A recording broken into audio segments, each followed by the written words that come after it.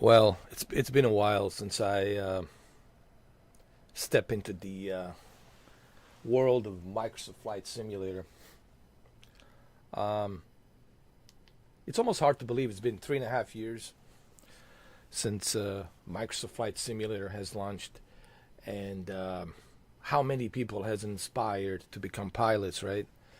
And also the amount of pilots we've seen on YouTube due to the COVID. During the COVID, this game was a lifesaver. Everyone started getting interested in building the cockpits and building their flight setups. So Microsoft Flight Simulator was one of the biggest comebacks ever, dude. And this is one of the most successful flight simulators ever. I know there's X-Plane 12, and I have X-Plane 12. Nothing against X-Plane 12. I have it. I have it. I do use it from time to time. But when you compare it to Microsoft Flight Simulator, it's kind of like comparing how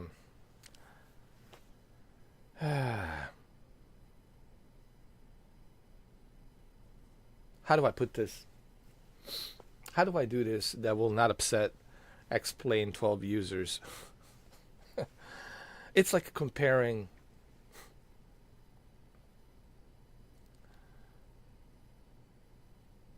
a Bugatti to a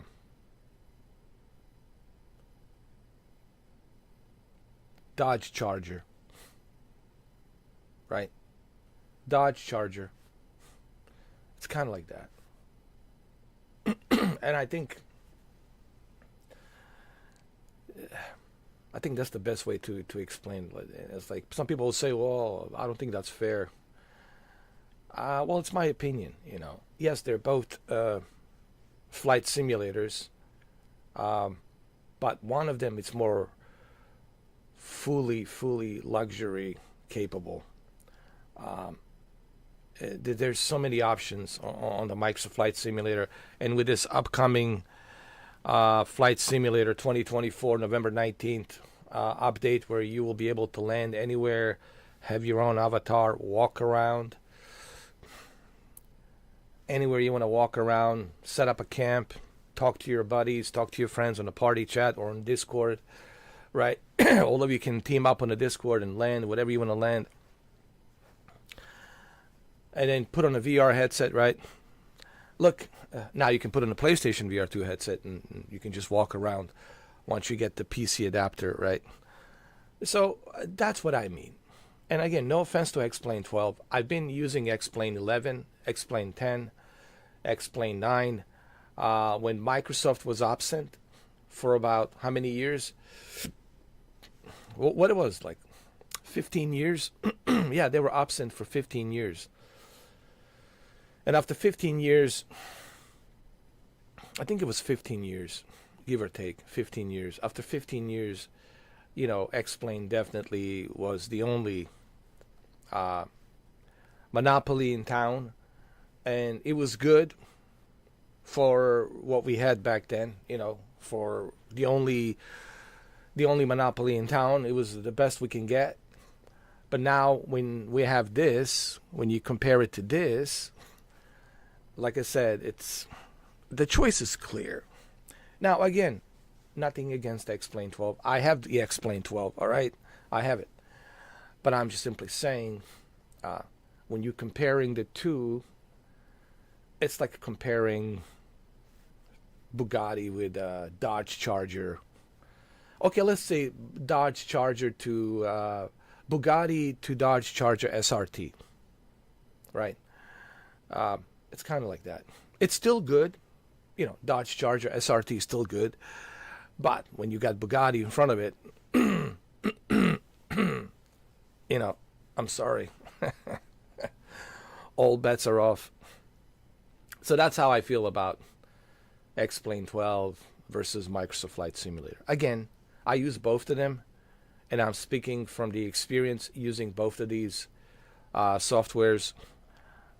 They all have their positives and negatives, but Microsoft Flight Simulator is like the mecca of flying.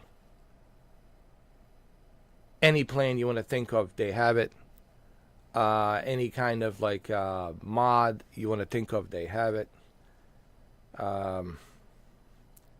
Realistic portrayal of all of the continents, all of the regions, you know.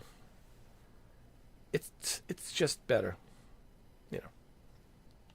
But anyway, I know this is a touchy subject because I know there's fans on both sides. Look, all I'm going to say is this. If you're happy with X-Plane 12, good for you. Enjoy it. If you're happy with Flight Simulator, good for you. Enjoy it. But this is my opinion. All right? My opinion shouldn't be a game changer for you. Okay? If you like X-Plane 12, that's all that matters. That's all that matters. It doesn't matter what I say, what anyone says. So let's just leave it there. Whatever you like, go for it. You know. But if you're going to ask me, I got to give you an honest opinion. And I will always have my own honest opinion. And my opinion will always be different than yours. That's the way the life is, man. That's the way we are as humans. You know, we all have our own opinions. That's the way it is. That's the way it's always going to be. My opinion will be different than yours. My likes and dislikes will be different than yours. My preferences will always be different than yours. What you like doesn't mean I will like. And you can't force that. It has to happen naturally. Okay? So, now that we're done with the X-Plane 12 versus Microsoft Flight Simulator, the reason I mentioned this because it's been 3 years and a half of Flight Simulator. And finally, after 3.5 years, we're getting a worthy upgrade called the Microsoft Flight Simulator 2024 coming this holiday season, November 19th, just in time for Thanksgiving. Perfect. Just in time for Thanksgiving, and can't wait to play it. All right, but anyway, we're flying a G2. G2. This airplane, it's very expensive, of course, but if you're one of those wealthy guys, if you're one of those guys that's fully loaded, right? Don't look at this suit. I'm not fully loaded. I'm just pretending to be fully loaded, but I'm not. Okay? The looks could be deceiving. All of this can be very deceiving. All right? So, but this is a great plane for sightseeing. Like, I'm going to be flying from Utah, all the way from Utah, across Canada to Fairbanks, Alaska. And we're going to see all kinds of beautiful scenery, man. I'm using my PC. I'm using my gaming laptop, which is right over here. My Asus Strix ROG G16 Republic of Gamers with a 4070 RTX and Intel Core i9 9th Gen processor. So we should be good to go. We shouldn't have any issues. We shouldn't have any problems. We have deep learning super sampling 3.0. We have frame generation. So we're good. I know it's not native 4K, but it's upscaled to 4K with a pretty good resolution that scales between like 1500p, 1600p, which is pretty good. You know, 1600p upscaled to 4K with deep learning super sampling. That's pretty good. It will look pretty good with all of the bells and whistles of high fidelity textures, high texture filtering. You know, I think 16 times texture filtering. Everything set to ultra. Especially having texture filtering set to 16 times with a ultra settings on the terrain and volumetric clouds and all that stuff. So it should look pretty good. All right? Should be good. By the way, this suit I borrowed from Tom Cruise. Yes. He used this suit in the movie called 2004 Collateral. It doesn't fit me because, he's a very short guy. I'm a very tall guy. So, see, it doesn't go all the way. That shows you how tall I am, how big I am. But hey, thank you, Tom. Appreciate it. Same thing with these shades from Maverick. Gave it to me. Thank you, Tom. Appreciate it. So, we're all set, ready to go. Okay. The reason I'm using this airplane is because this airplane, it's very easy to navigate. And I like using this type of a plane because we're going to be flying very low, looking at the scenery, and having a nice Sunday afternoon, relaxing, chill afternoon, instead of our usual Call of Duty high blood pressure nonsense, So, without any further ado, ladies and gentlemen, let's go ahead and let's start.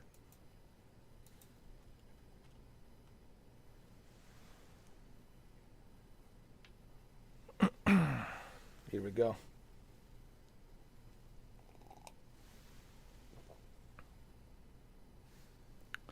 Well, listen, Deep Z. As you know, I'm a gamer. All right, I enjoy everything, man. I enjoy variety. I feel sorry for you that you don't like Sony or PlayStation, but that is your choice. I'm not here to judge. But you got to remember, if you're going to watch me as me, you see what it says over there, my friend? You got to read that. You got to read that fine print. Variety of video games streaming. All right, so. And if you follow me, as you say, you follow me, you should know that this guy tries to enjoy a little bit of everything, man. But that's just me. That's just me.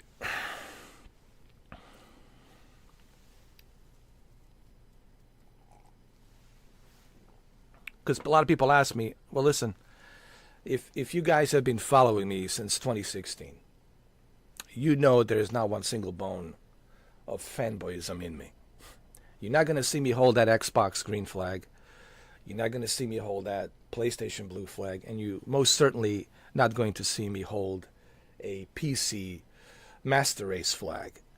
So, just want to keep that in check. Anyway, let's continue. Let me show you the back of this plane. We do have our Bose headphones. They're right over here. Pretty good. Well, these are the ones that they're using, actually, as a matter of fact. And these are noise cancellation. And when you put these on, all you hear is just you and the co-pilot and the passengers in the back. So you guys can communicate, and of course the ATC tower, right? And those are very expensive headphones. Those Bose, I don't know what the price is, but it's pretty expensive. Well, look, if you can afford this plane, then these headphones shouldn't be a problem for you. All right, so let's do this. Now, just for the record, I'm not a professional pilot, all right? I'm just portraying one here as an actor, but this is not a difficult plane to learn to fly. We're not flying a commercial airplane, right? We're not flying Boeing 747 or 777. So, all right, let's take off. Let's look at the scenery. Let's enjoy this, because I'm ready.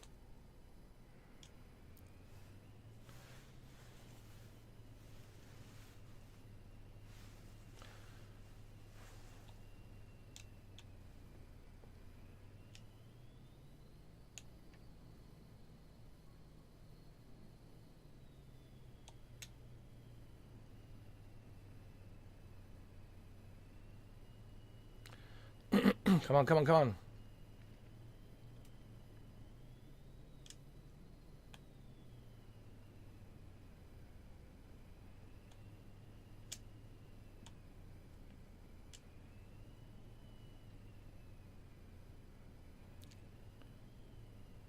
I'm having some issues over here.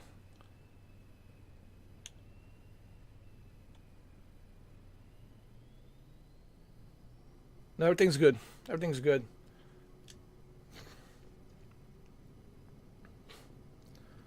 We're good. We're good.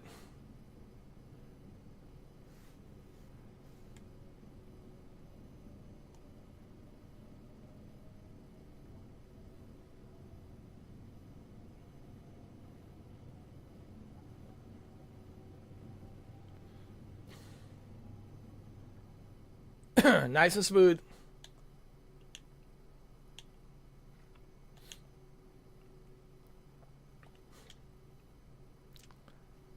Nice and smooth.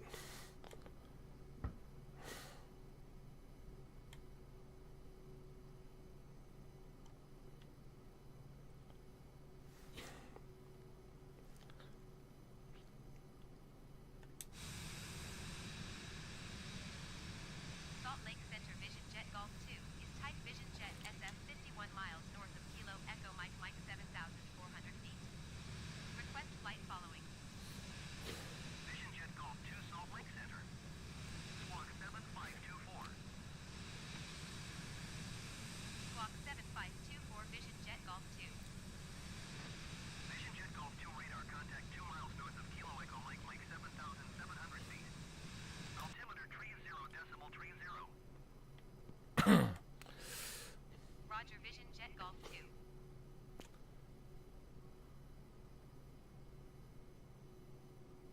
This is a Vision Jet G2, Golf 2. This is a pretty accurate replica, because I've seen a bunch of videos on this airplane, and it's very accurate.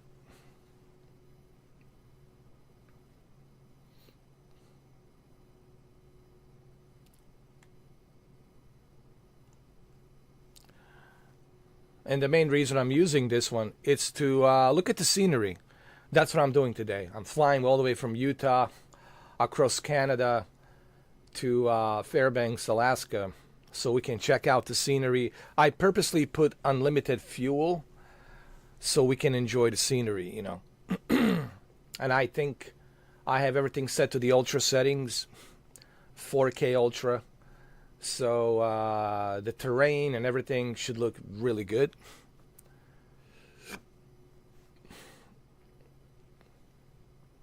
And I'm keeping it very minimalistic and simple today. I'm using a controller, even though I do have a yoke, Thrustmaster yoke, and Logitech, not Logitech, the Turtle Beach yoke as well. But we're not doing that today. Today we're just doing a Sunday afternoon, relaxing scenery. I wish I could play some music, but I can't for the obvious reasons, as you all know. I'm a little bit sick. I got some cold. I don't know where I got it. So forgive me if I'm coughing.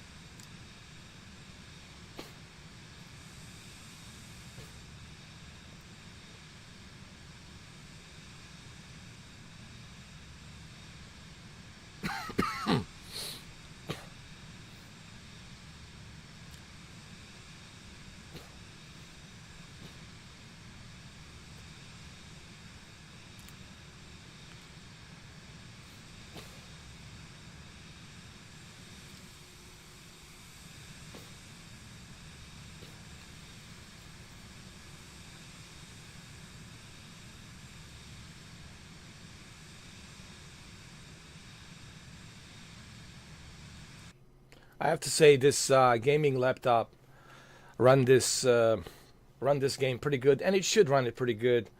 I mean, it's a very expensive laptop, and when I bought it, it was pretty expensive. It has a 40 series 4070 RTX. It has a i9 processor, just i9 processor, 9th gen and 4070. Yeah, it should be good to go. You should be able to handle this at 4K with a deep learning super sampling and frame generation at ultra settings easily, as you can see here. And I also have an additional 16 gigs of RAM. I can expand that 16 gigs of RAM all the way up to 32, but not necessary. So as far as the flight simulator with this gaming laptop, you shouldn't have any problems connecting this to your 4K OLED, to your 4K television. You should be good to go, man. You should be able to handle this. No problems. Is this compatible with the ultra wide screen? I don't know. I haven't tested it yet, so I can't tell you. I think it might be, but I'm not so sure. It might be compatible with the ultra wide screen. As a matter of fact, I'll probably test it one of these days. I'll plug it in to see how it works. But I still prefer to use my 4K OLED because it just looks better on because I have a 42-inch 4K OLED and it looks so much better. It's right here. I have it. There's the remote control right here. There it is.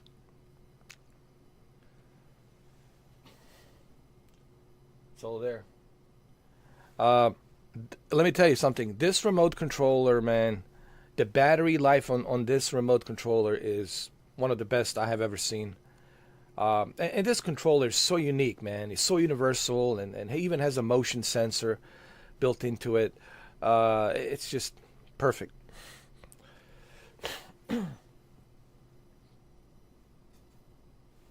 And that's the quality you get with LG versus all the other manufacturers, And I'm not saying this because I have LG. I'm saying this because I have tested Sony televisions. I have tested Samsung televisions.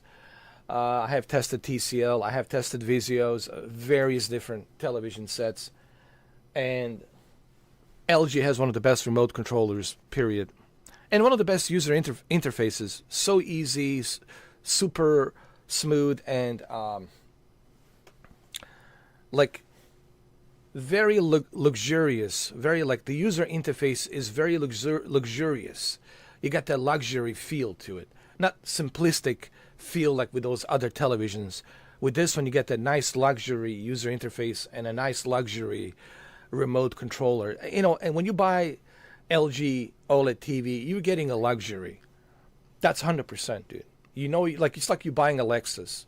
You're getting a luxury. And that's why you pay a top dollar for LG for that reason. Not to mention, LG has everything. Dolby Vision, Hybrid Log Gamma, HDR10 Plus, all of the HDR formats, Dolby Atmos, you name it.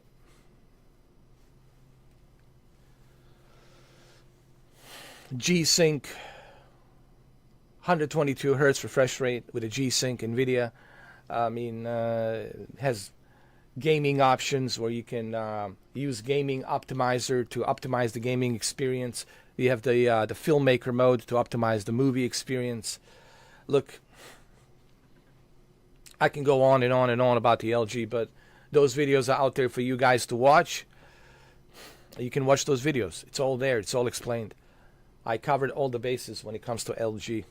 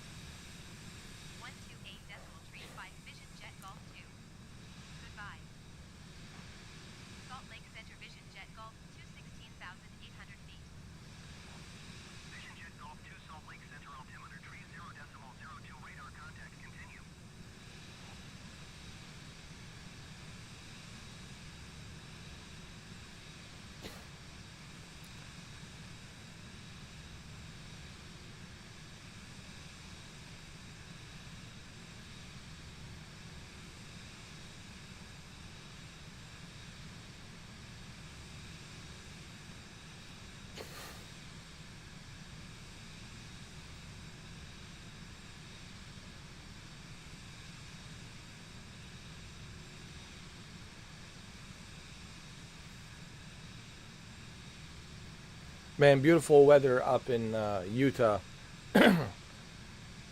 Look at this mountain range. Nice.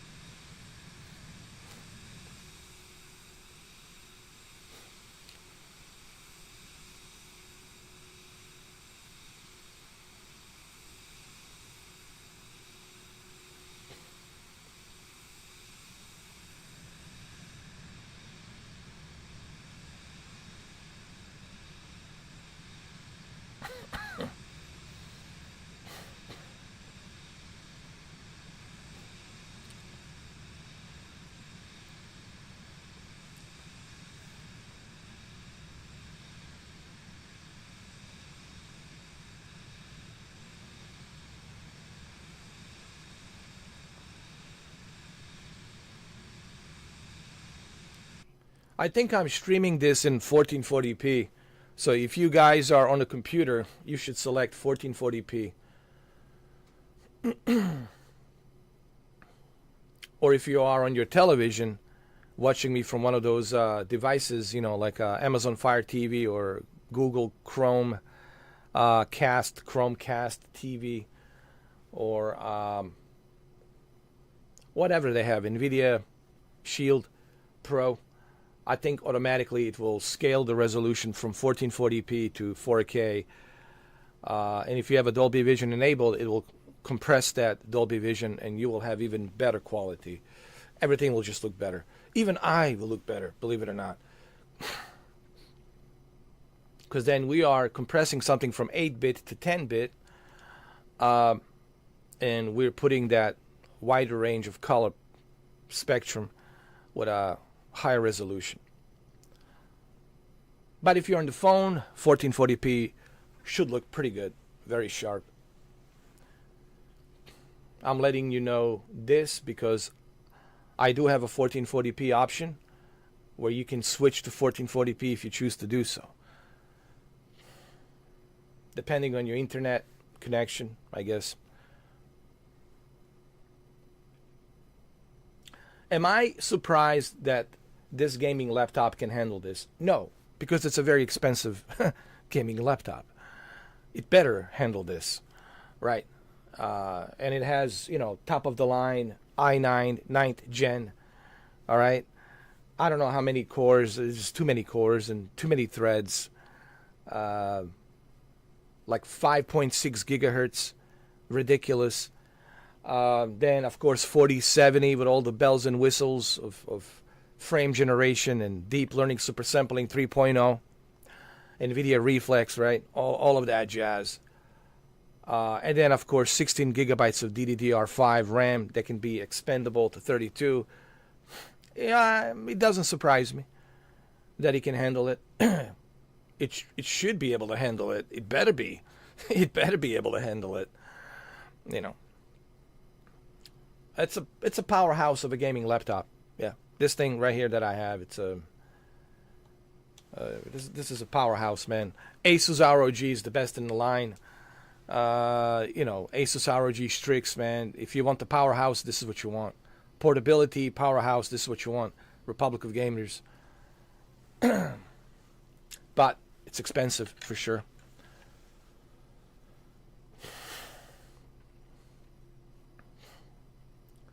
As you can see, it's handling it pretty well. No issues, no problems.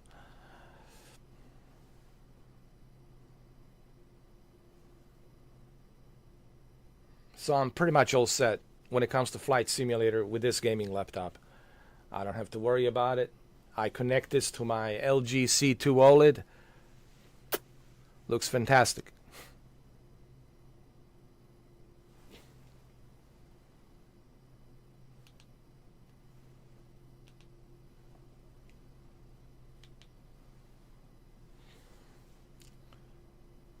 All right, let me check my map over here. I think we're off course. We got to go a little bit to the left. Like right here. A little bit to the left.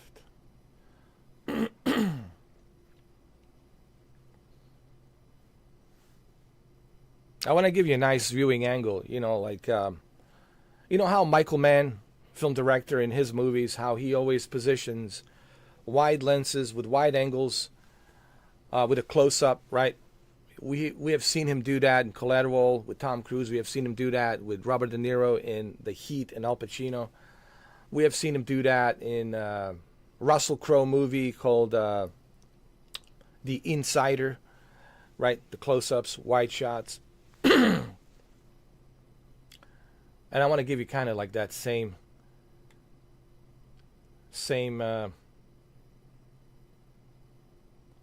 perspective, you know, give you a really good viewing angle.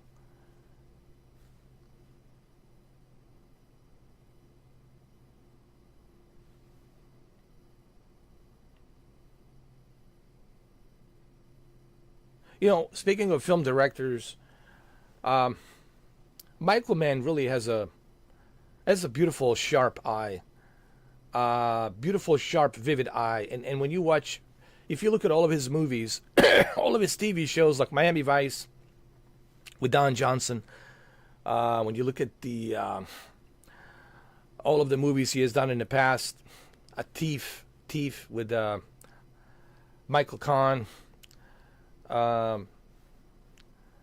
Heat, Collateral, even the reboot of Miami Vice,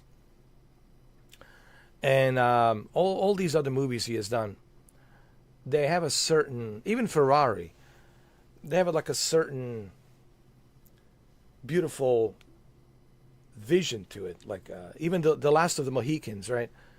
Appalachian Mountains and forest and all that.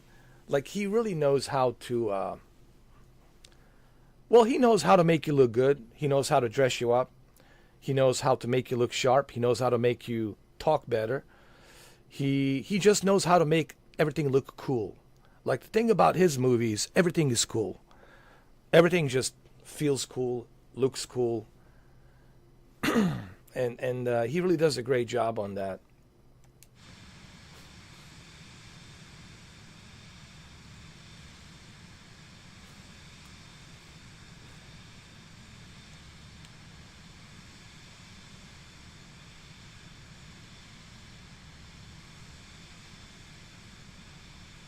I'm going to go down a little bit lower so we can have a better scenery, you know, so we can enjoy the scenery a little bit better.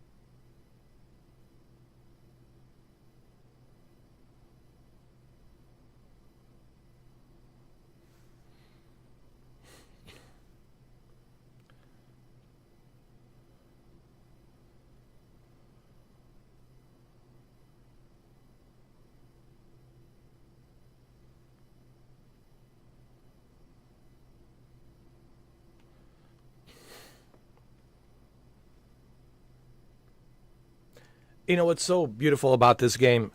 What you are seeing right now here in Utah, northern Utah. That's where we are. We're in a northern Utah. This is exactly what the pilot would be seeing if he was to fly around this mountain range. This is exactly what the pilot would be seeing. The same weather, the same sun position, the same mountain range, the same everything. And I think that's the beauty about Microsoft Flight Simulator that makes it so real. You know how many times I've flown into the hurricane in the past 3.5 years? Ever since I started Microsoft Flight Simulator back in 2020, August. I'll never forget it. I think I have spent over 635 flight hours on this game. 635 flight hours. That's all combining together 3.5 years from 2020, August.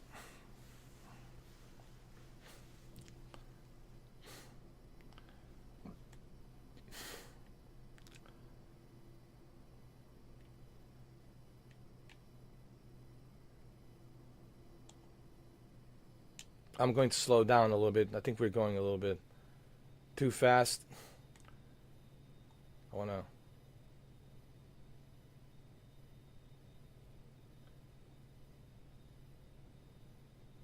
keep it steady.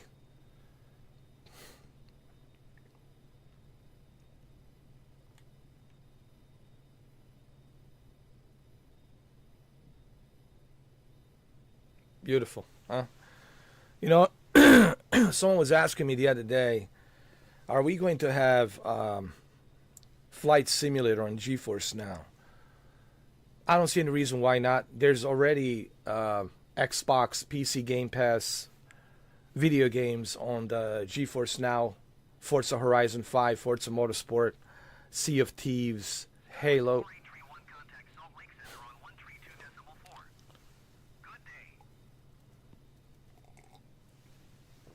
We got Halo Infinite. So I don't see any reason why Microsoft Flight Simulator wouldn't be on here. I think we'll see Microsoft Flight Simulator on the GeForce Now. When? I don't know. Maybe this holiday season? Who knows? With the release of this MSFS Microsoft Flight Simulator, MSFS 2024. That's what the Microsoft Flight Simulator stands for. MSFS. MS is Microsoft, FS is Flight Simulator, and then 2024. I think we might see it this November. And if that is the case, well then, listen, you got every reason to jump on GeForce Now. The beauty about that would be, now you get to enjoy a flight simulator in a best possible way through GeForce Now. With the most powerful GPU and their powerful CPU and their supercomputers. I heard some rumors that they're using SLI, putting these like 4080s together with a ridiculous double 24 gigabytes. Think about that. 4080s, each 24 gigabytes, custom designed. SLI, two 4080s with 24 gigs. That's about what? 24 plus 24, you're looking at like, what? 48 gigs, right?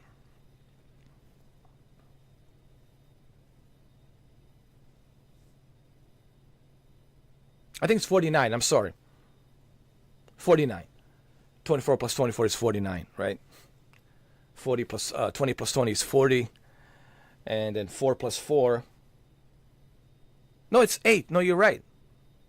No, it's 48. I'm sorry. I was right the first time. Jesus Christ.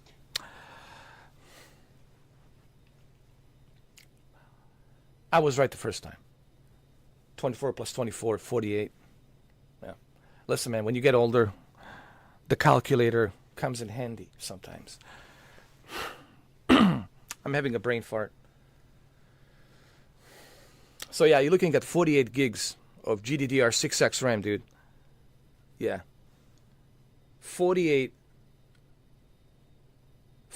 RAM of GDDR6X. Dude, 48 GDDR6X RAM.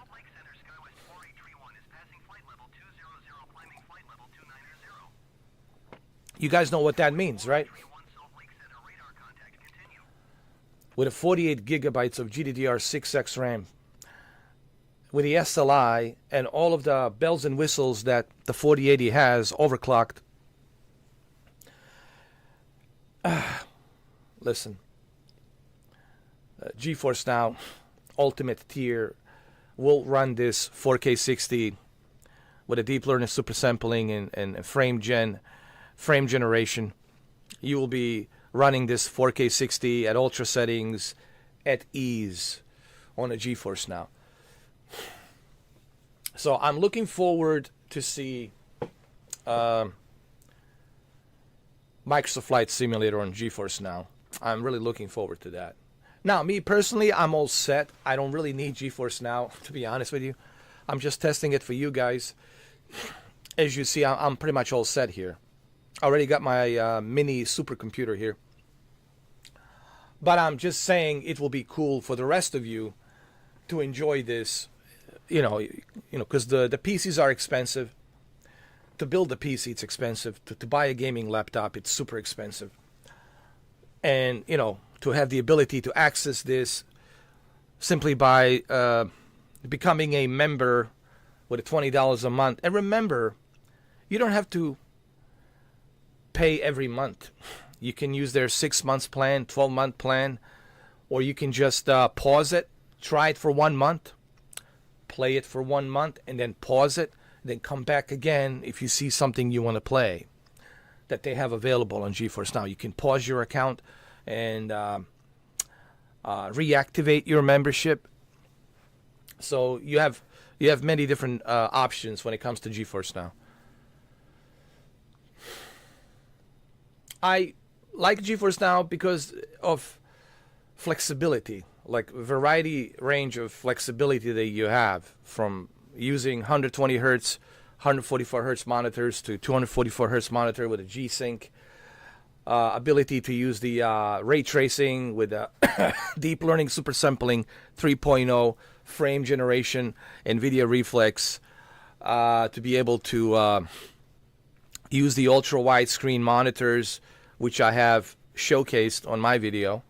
That was a few days ago, with a 32:9 ratio, which is amazing for flight simulators and any type of simulators out there, racing simulators, iRacing, Assetto Corsa, etc., etc.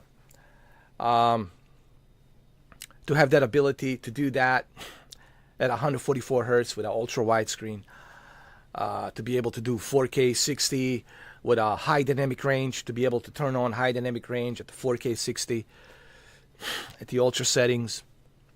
All of these options are truly welcomed. And I love that about GeForce Now.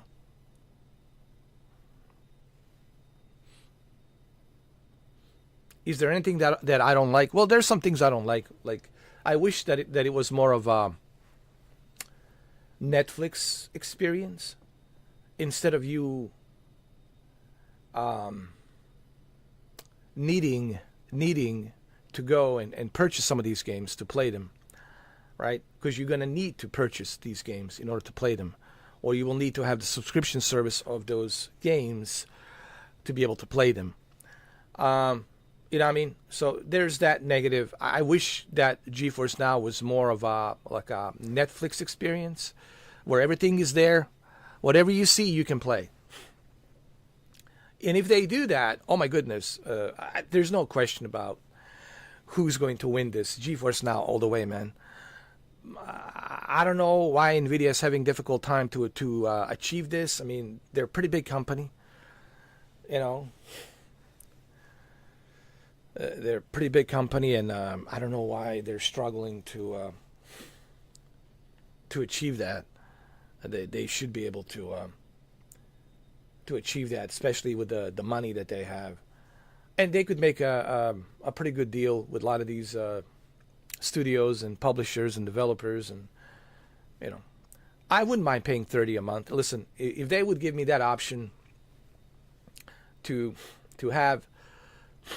be able to access 1,800 plus games, or maybe even more. Let's say ability to access 4,000 plus games. Oh, $30 a month, man. Yeah, fine. I'm okay with that. That's a lot of games for you to play on a supercomputer, So listen, there's a lot of room for the improvement when it comes to GeForce Now. Keep an eye on GeForce Now, man. It's growing, it's evolving. We don't know what they're doing behind the closed doors, what kind of plans they have put forth. They're not going to tell us, right? But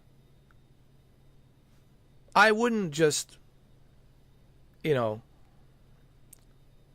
forget about GeForce Now. I would still keep GeForce Now on your. Keep an eye out. Keep an eye out on this service.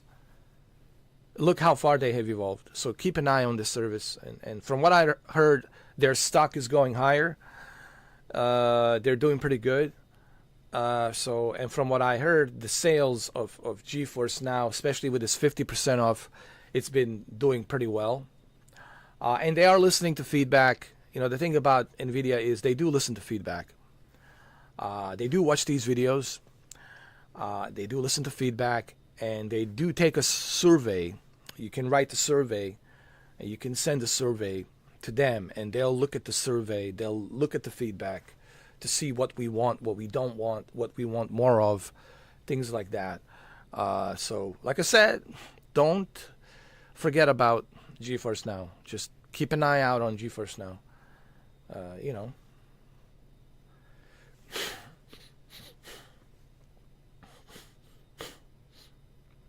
Let's see where we are. We're still in... I think we passed the Salt Lake City. We're going north. This is my map right here.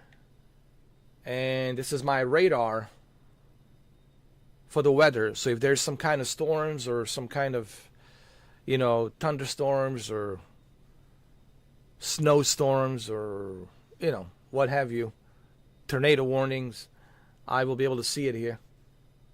And this is me just letting me know about my engine and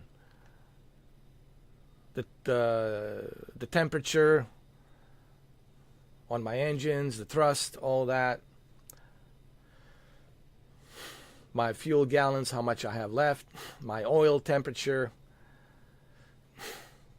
my engine temperature in general, things like that. Pretty simple. This is touch screen over here. You can touch any of these. It's a touch screen. In real life, it's a touch screen. You can touch any of these screens. This shouldn't be a difficult plane to learn how to fly. I think anyone can learn how to fly this. I'm being honest. You know, we're not talking, you know, Airbus 320 or Airbus 321, or we're not talking Boeing 747 or Boeing 777. You know, this is something that you should be able to learn how to fly. Now, learning the communications with the ATC tower, that's a whole different school you have to go through. You know what I mean?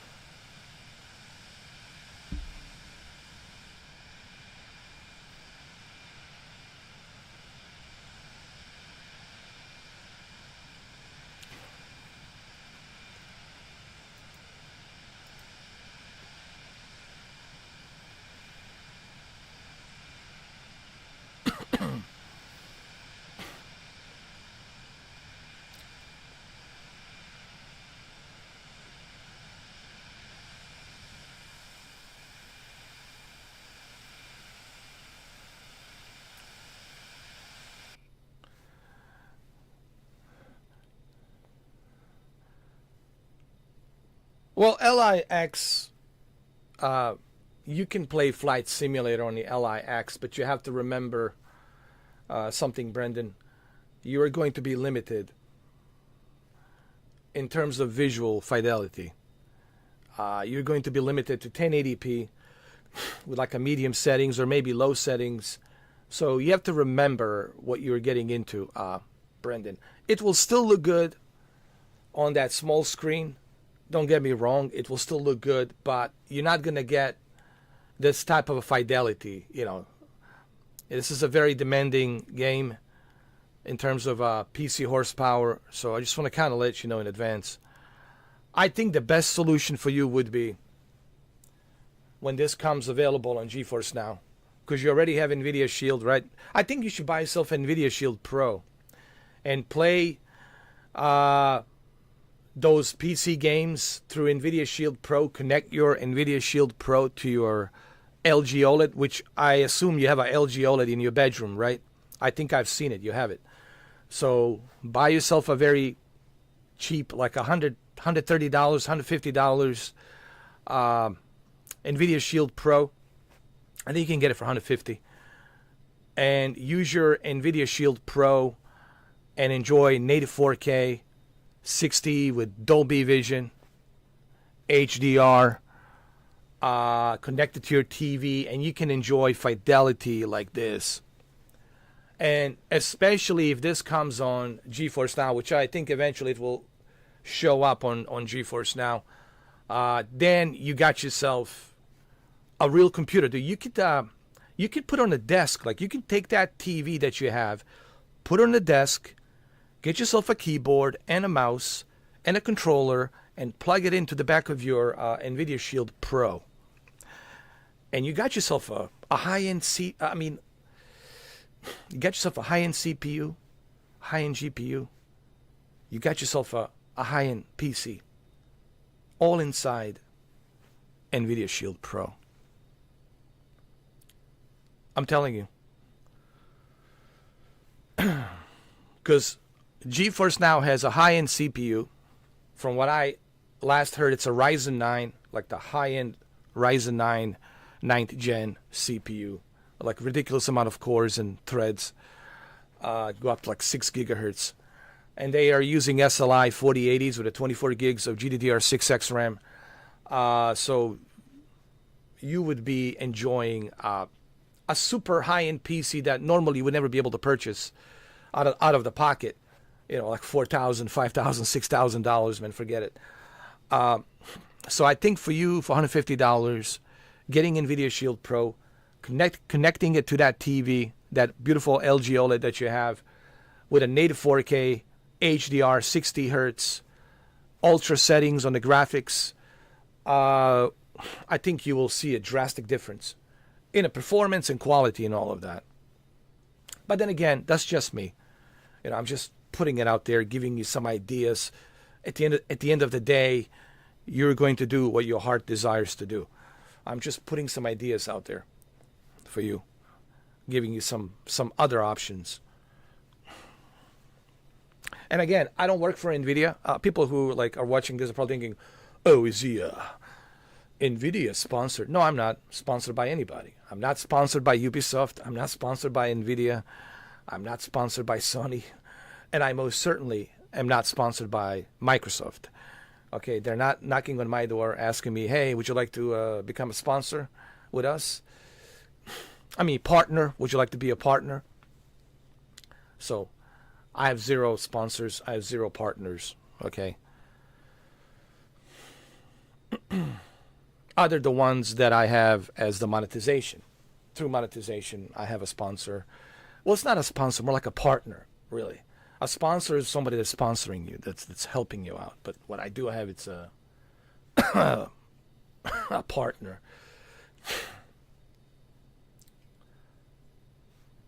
Partner that helps with monetization through AdSense revenue. Now, you don't necessarily need a partner to make money through AdSense revenue.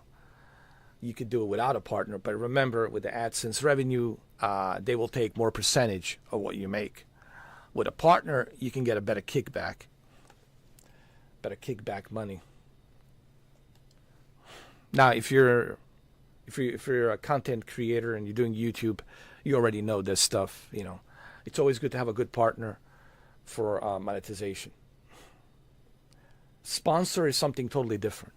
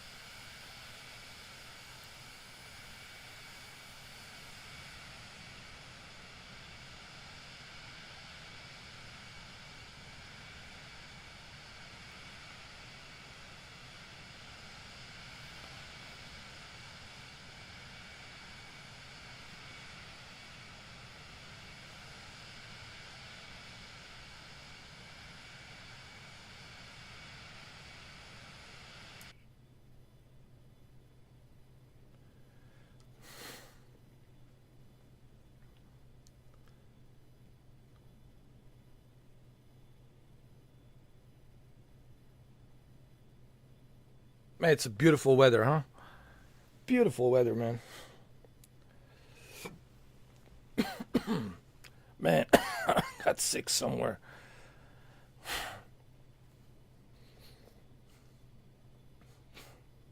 Been coughing like crazy this morning, man. Don't swim in the pool, man. That's what happens when you swim in the pool, and you go into a house with a air conditioning, blasting cold air. That's what happens. That's how you get sick, man. Because you go from water, hot, cold, hot, cold, and that's how you get sick. Air conditioning can make you sick, dude. Especially when you go hot, cold, hot, cold. Take a swim in the pool and come out and you forgot to dry yourself out because you think you're cool, and you go into a house and it's air conditioning is blowing that cold air.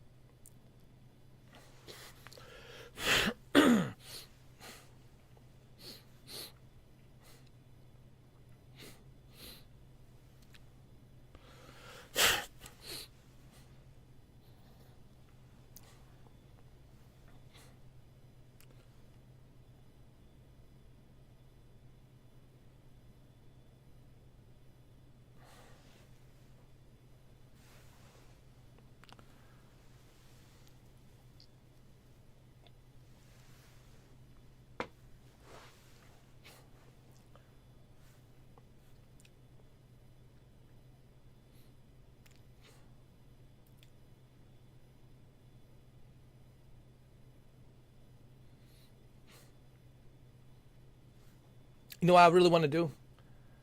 I want to put this through a test, just a little bit, just to see how it handles a different types of weather. Let's say we don't use the live weather. Let's say I choose my own.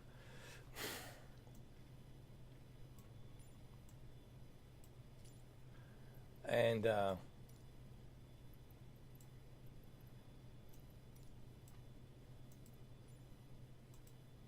we do scattered clouds with some lightning, some humidity. Right, let's see how it handles it.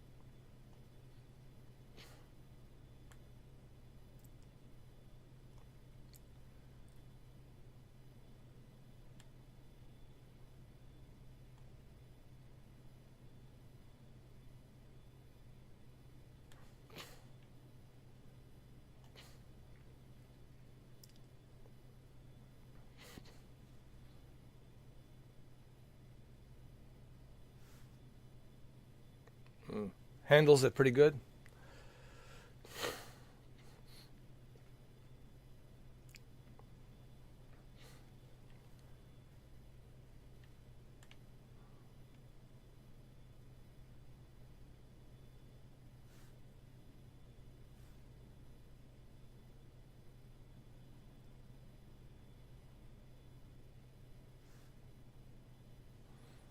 That looks really nice, huh?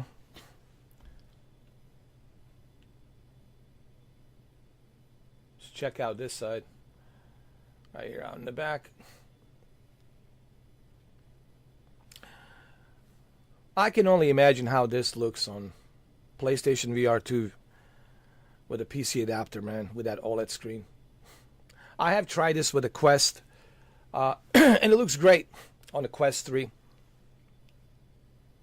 I can use my Quest 3 right now if I wanted to. And I have tried this with the Quest 3, and my goodness.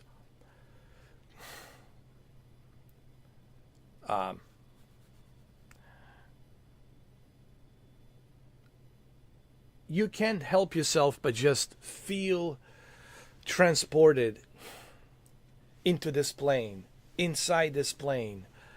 And your brain is telling you, hey, we're here, man, we're flying, right? Even though you're not, but your brain is telling you, yeah, we're flying. It's really immersive. The whole experience, it's truly immersive. You can only imagine. If you're impressed on how this looks, imagine how impressed you would be how it looks on the VR.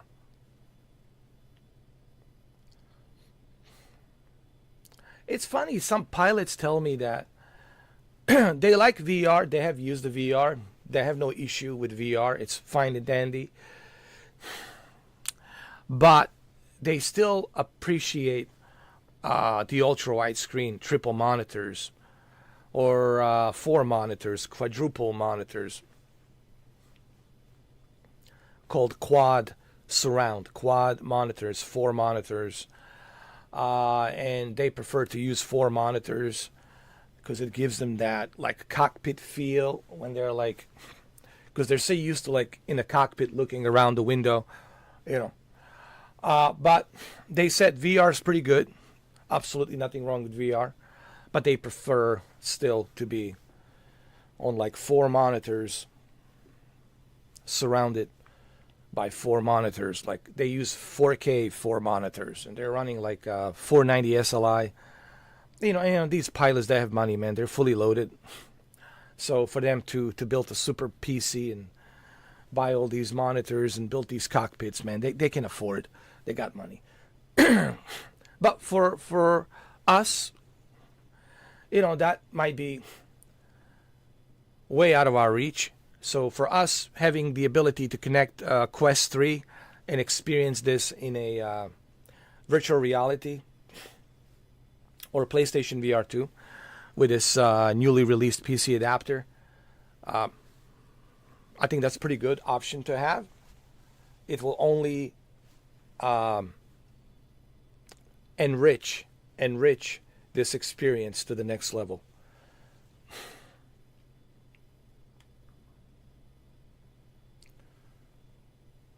Man, that looks real, huh? Can't wait for November 19th to see what this new Microsoft Flight Simulator 2024 will bring us with better graphics, higher detail, more realistic detail, animals on the ground, sea life, the ocean life of these, ocean creatures like whales, octopus, sharks, dolphins, right? Orcas. And then the ability to land anywhere you want to land, to have your own camp, and to talk to your friends, right?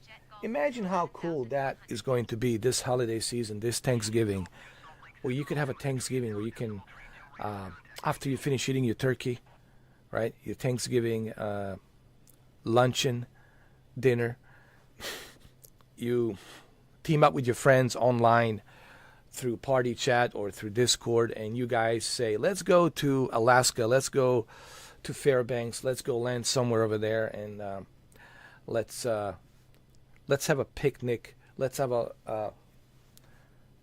let's set up a little campfire. Let's have a little podcast, sit around and talk. And you'll be able to do that as you are traveling. And you say, okay, let's go travel somewhere else now.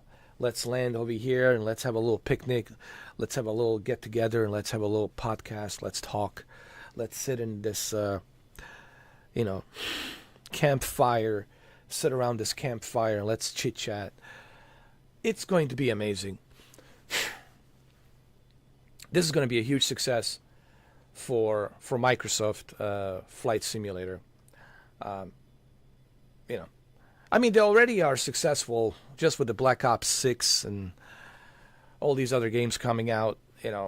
I'm not worried about the $20 a month spike in price. I think it's justified considering what you are getting.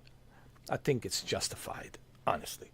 If you go through everything that the Xbox will give you through the Game Pass, I think it's justified 100%.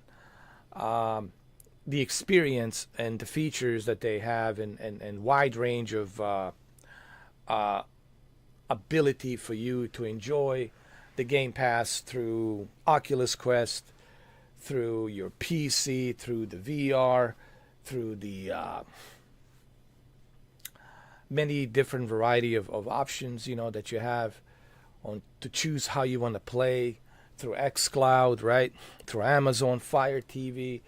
I think it's justified. When you really look at all the benefits, I think it's justified. No one seems to complain about Nvidia being $20 a month. No one seems to complain about PlayStation Plus being $18 a month, yet they won't let you use their PlayStation 3, PlayStation Plus library of games on your PlayStation Portal, which it boggles my mind, which I already have addressed that it just makes no sense why they put those limitations. So I already see a huge success with holiday season with Black Ops 6 and Indiana Jones and the November 19th, just in time for Thanksgiving, Microsoft Flight Simulator 2024. I think we'll see more on the Gamescom, right? Is it Gamescom? That's what they call it. I always forget. Is it Gamescom or Gamescon? So it's a Gamescon, like a Comic-Con, Gamescon, not a Gamescom, C-O-M, Gamescom. I always thought it was Gamescom, but it's Gamescon. Got it. C-O-N, not C-O-M. Got it. Got it. C-O-N, not C-O-M.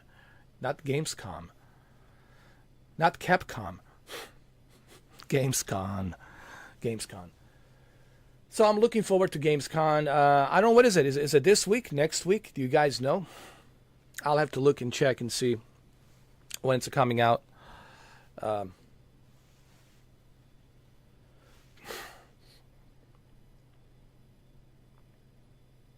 I will most likely do some live streams on a Gamescom to see what the Xbox has in store. Maybe they'll show us some footage of Flight Simulator, so we can see it more in detail. Maybe we'll see a footage of Forza Horizon 6 in Japan. Maybe we'll see some more footage of Indiana Jones and some other games that they have. So we'll see.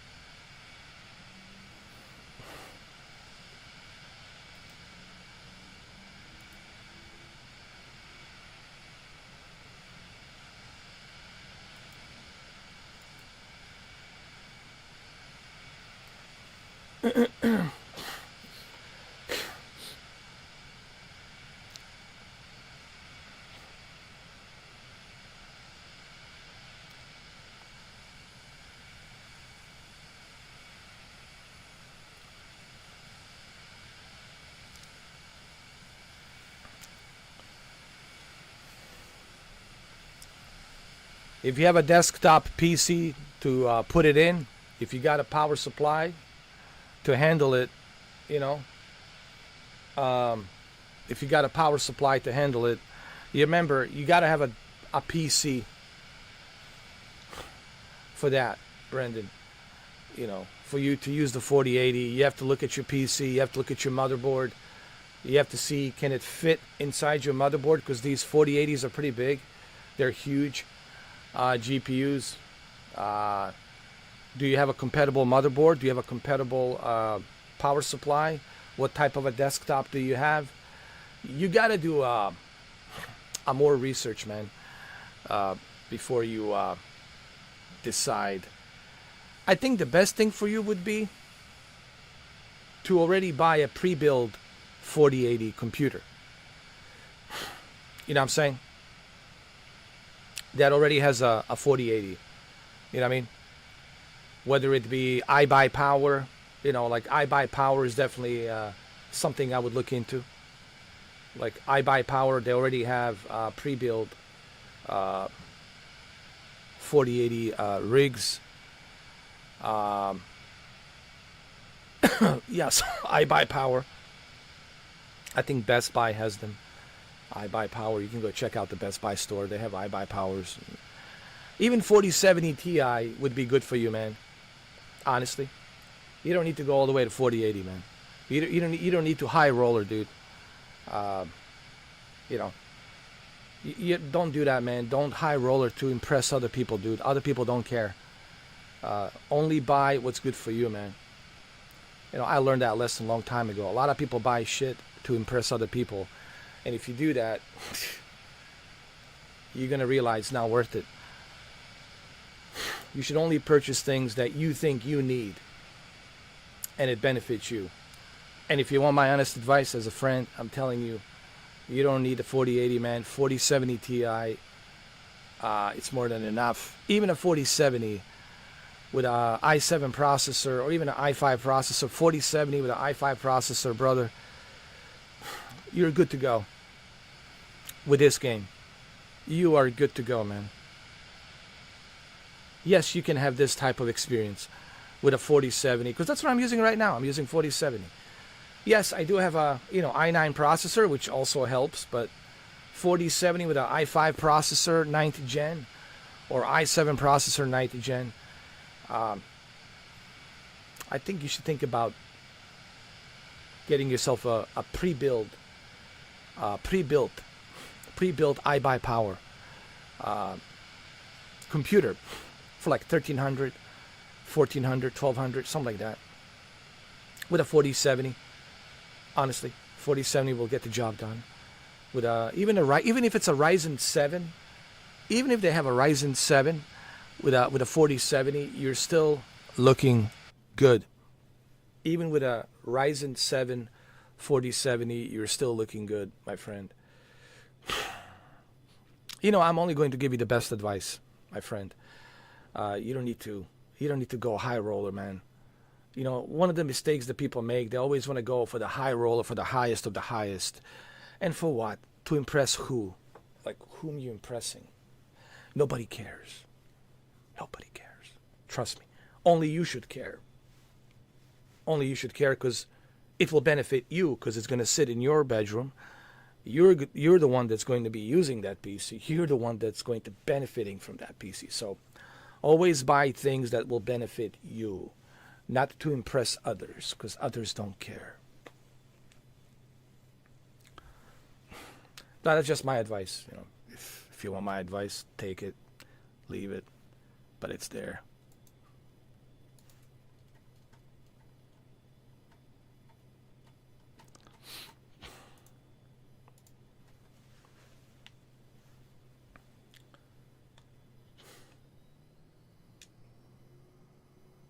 Now that we are at the very low altitude. I want to see how this looks as we're approaching the mountain range over here, north of Utah. I think this is the northern part of Utah.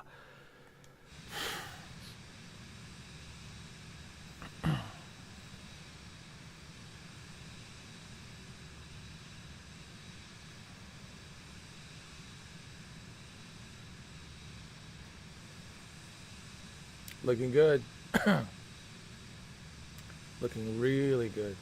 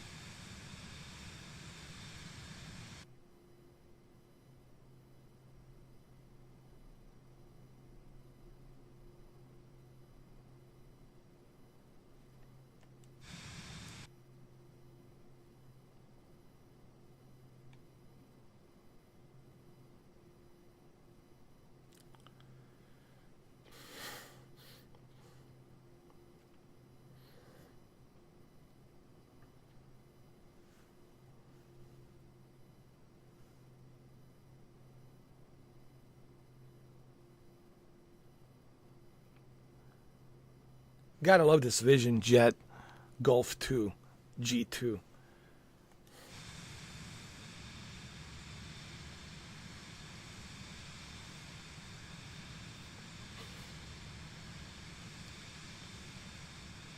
This looks amazing.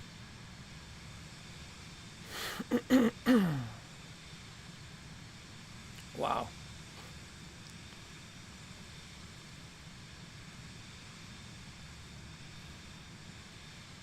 I can't wait for November 19th. November 19th can't come any closer, huh? Or can't come any sooner.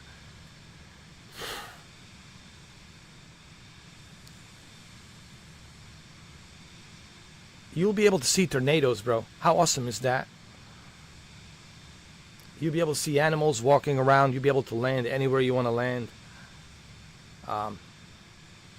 Check out the scenery. How cool is that?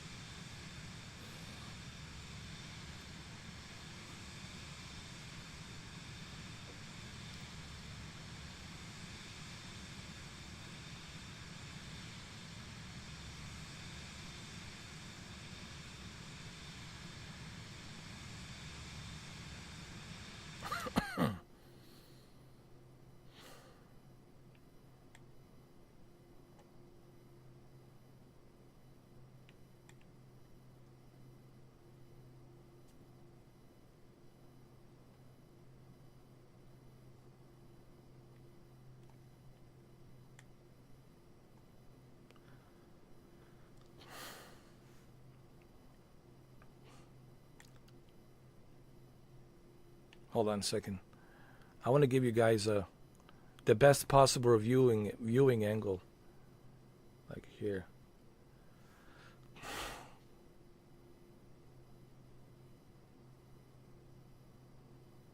know, like a Christopher Nolan IMAX type of a viewing angle.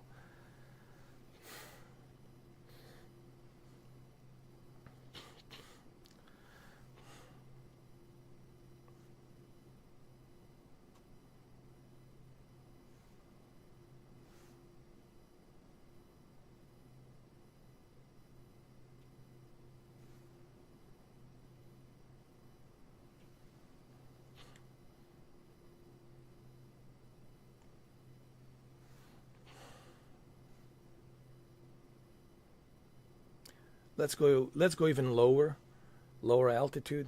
Just want to check something really quick.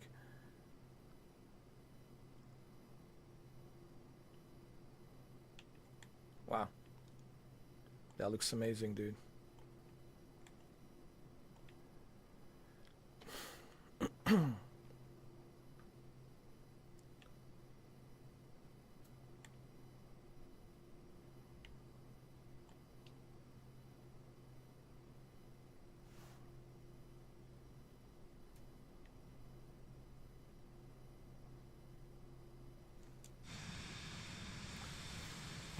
Let's zoom in a little bit. Give you guys a pretty good viewing angle.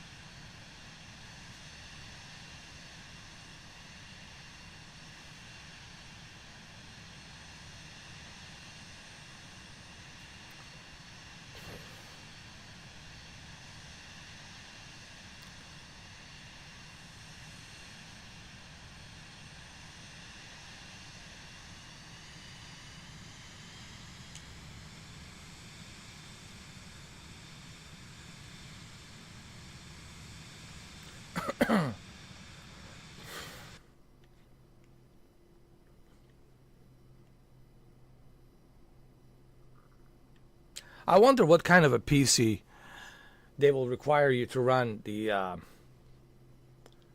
Microsoft Flight Simulator 24 this November 19th.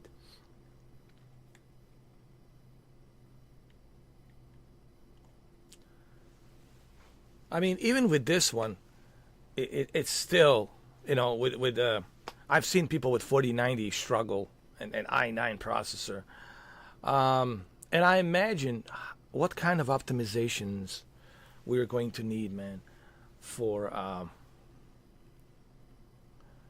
Flight Simulator 2024. Flight Simulator 24. I call it 24 because that's what it is. Flight Simulator 24. And what type of PC we're going to need on November 19th for that Microsoft Flight Simulator 24. The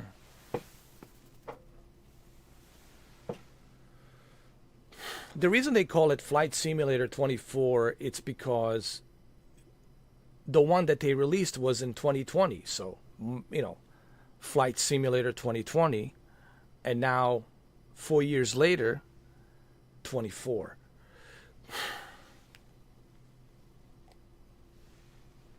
Which makes total sense.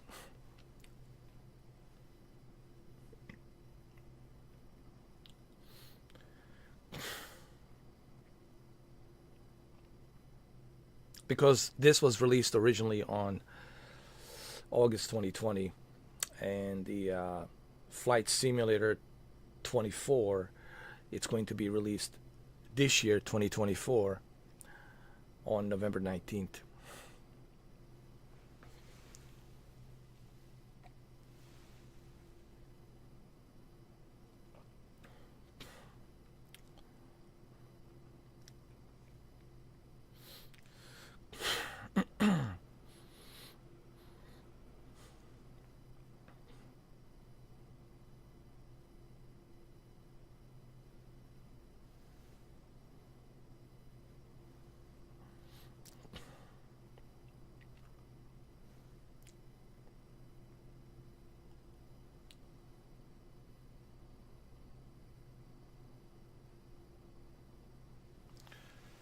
This looks beautiful, man.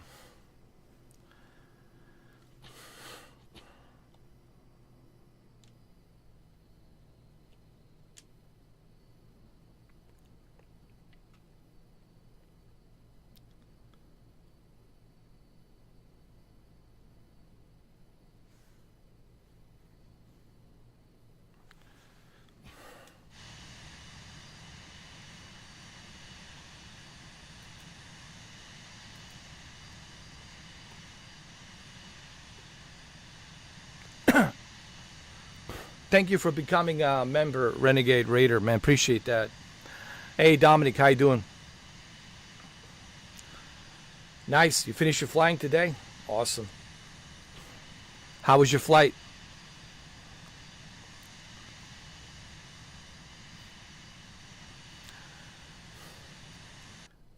Well, this Vision Jet, right? This Vision Jet Golf 2, it's something that I think a lot of people could learn to fly. Like, it's not that complicated, right, Dominic? This is not a very complicated plane. For the beginners, I would say this would be like a, because it's very simple. Everything is organized for you to understand where everything is. It should be very simple to understand. I think this is something that everyone should be able to fly, like no problem. But the only problem with this plane, it's super expensive. That's the only problem. Look, every plane, even the basic Cessna, it's expensive. But this is just like super expensive. This is like, you have to be like super wealthy, bro. You have to be super wealthy for this. This is like a Lexus of Cessnas. I call it a Lexus of Cessnas. I know it's not a Cessna, but I call it a Lexus of Cessnas.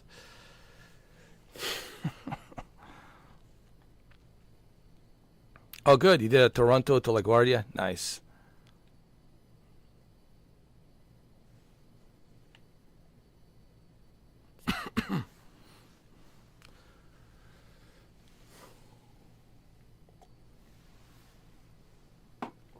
Are you getting jet lag?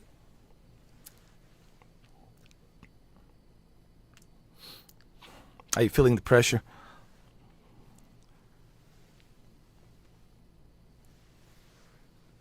There's got to be a little bit of pressure, man, all right?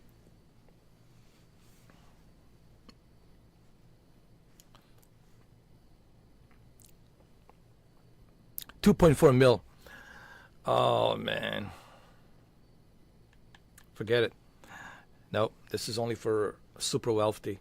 Unless somebody will sponsor you and give you this plane, which I don't know why they would.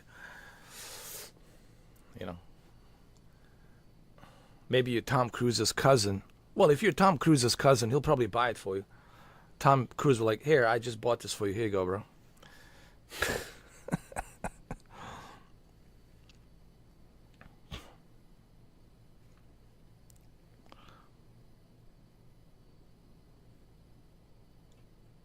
All right, so you're doing just the local stuff. I got you.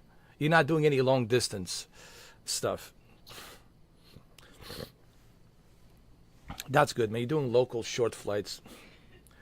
Like the long distance flights, you know, from pilots who have like 10 years, 20 years, 30 years of experience, right? I spoke to some pilots who've been flying for a long time, and they've been doing long flights with, you know, 787s, 777s, 747s, you know, from here to Europe, from Europe to Australia, from Australia to Los Angeles, from Los Angeles to Japan, you know, and from Japan to India, from India to Europe, from Europe to New York. It's a lot of pressure, you know.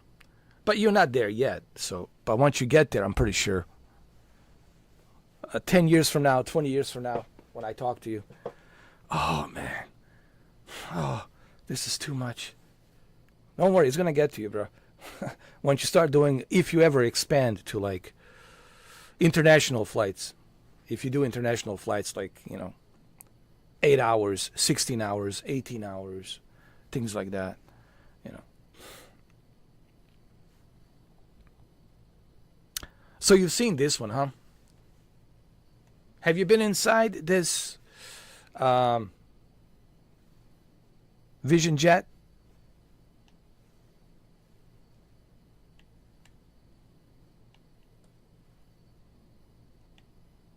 From what I heard, they got it right. They've got all the details exactly the same. Like full replica blueprint.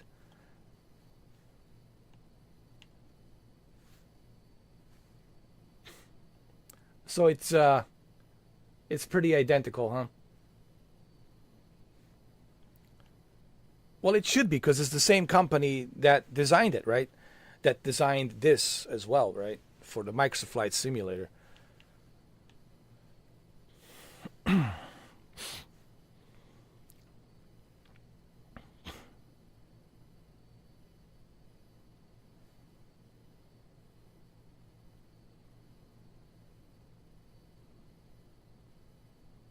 Yeah, I saw that Renegade Raider.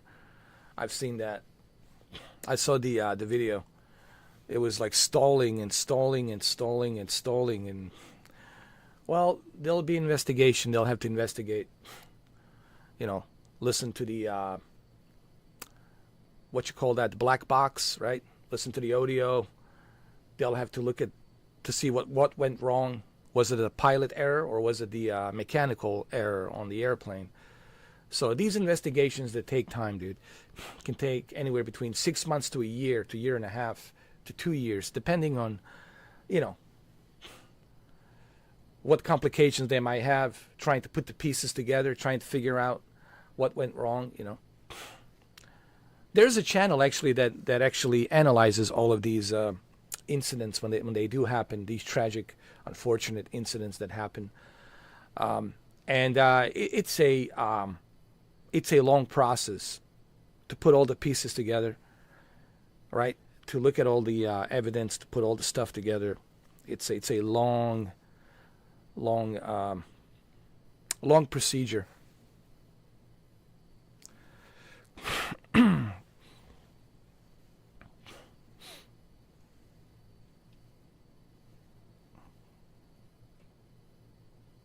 Oh, the Flight FX. But did they get the blueprint?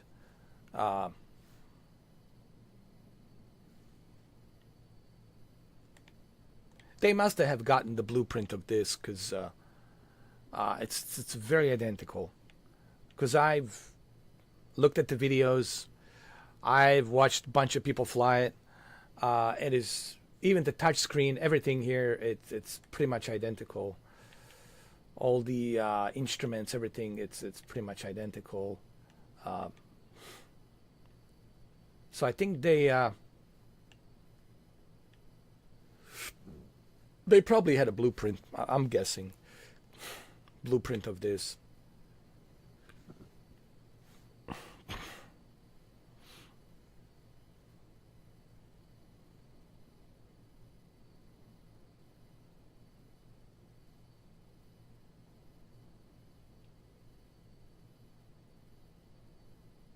Well, that's why I call it Cessna. Lexus. I call this a Lexus Cessna. It's really what it is. It's a Lexus Cessna. If you're thinking about Lexus, like a flying, think of it like a flying car, like a flying Lexus. So this is basically a flying Lexus. It's like a flying Cessna that will give you that flying Lexus luxury feel to it. I'm surprised that Tom Cruise doesn't have this in his garage or in his hangar. Maybe he does. Maybe he has it. I'm just surprised that he doesn't have this in his hangar. You know, mega superstar like him, and he's also a pilot. I'm also surprised that John Travolta doesn't have this. You know, because I know they can afford it. You know? They could probably get it for a really good price because of who they are.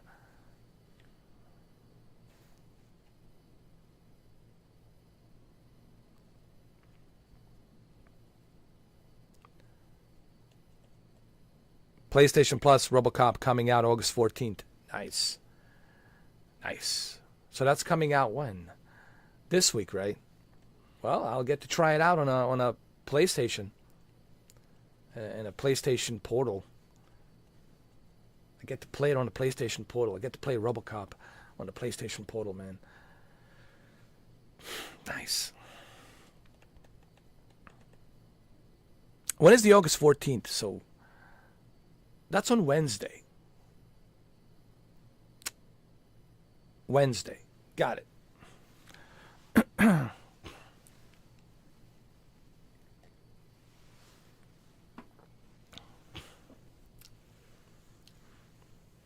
Thanks for the link. I'll check it later.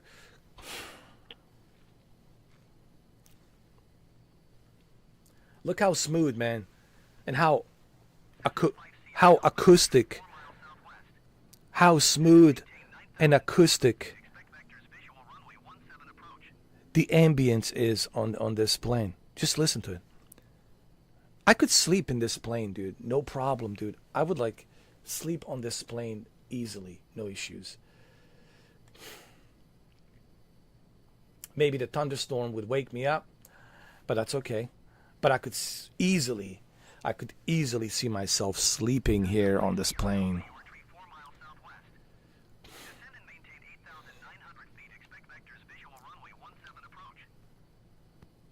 Look at this. I could put these seats down, or I can just sleep right here on the side. Put a pillow over here. I'm good to go, man. Put on an autopilot. I'm good to go, man.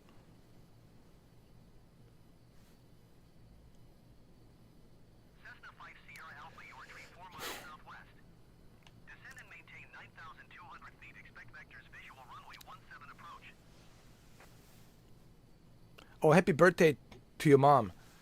Is your mom's birthday tomorrow? Well, happy birthday to your mom. You might do some 777 flying soon. With a 777.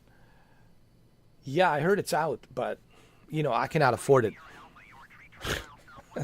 I would love to fly it, but I cannot afford it right now at the moment, you know. Have I flown Concorde? Yes, I have, and I think I still have it. I wasn't a fan of Concorde, to be honest with you. I have flown it on the Microsoft Flight Simulator. I have flown it. I have done live streams together with Dominic. 3 years ago? 2 years ago? I think it was 2 years ago. I've done it. I played it. I wasn't a huge fan. I don't know. Just wasn't a huge fan of that plane. It wasn't as stable.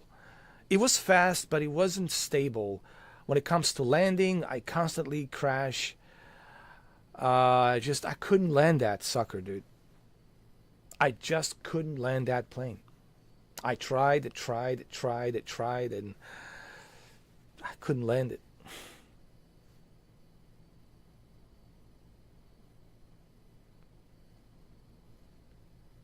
But since I have it, I might give it a try one of these days. You know, since I already have it, why not? My favorite plane is the one on the thumbnail, and Dominic knows what it is. It's the Latin VFR Airbus 321.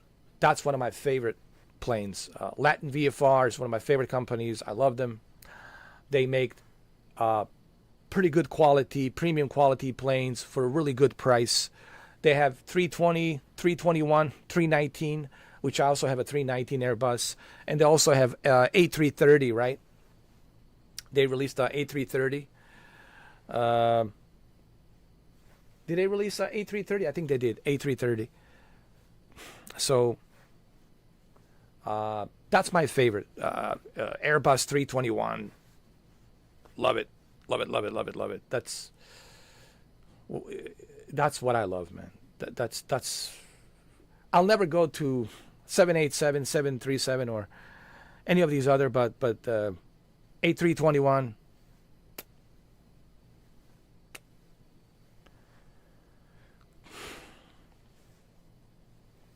I should try the Inibil's A320 For the sim, it's free with the base game. Yeah, I'll check it out if it's free. Any builds A320. Yeah, I'll definitely check it out.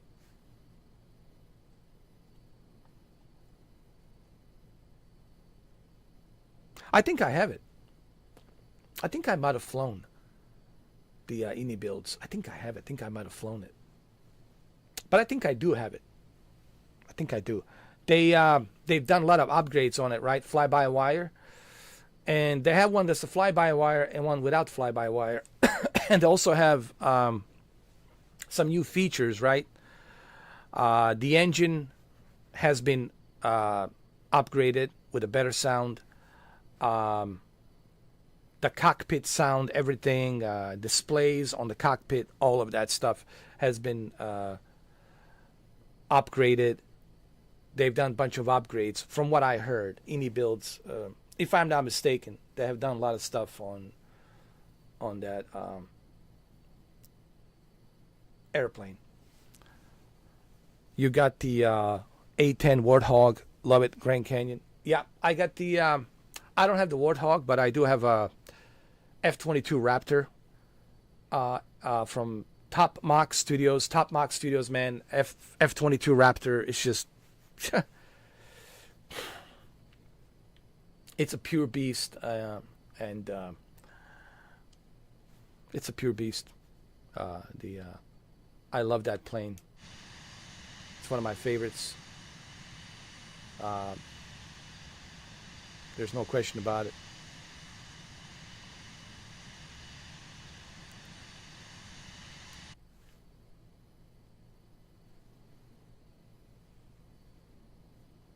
Yeah, I saw that. That's why there's two of them. That's why I saw there's two A320s. I was like, why do I have two A320s? One is the Asobo one, which is A-okay, better than nothing. And then you got the INI builds, which is the one you're talking about. Yeah.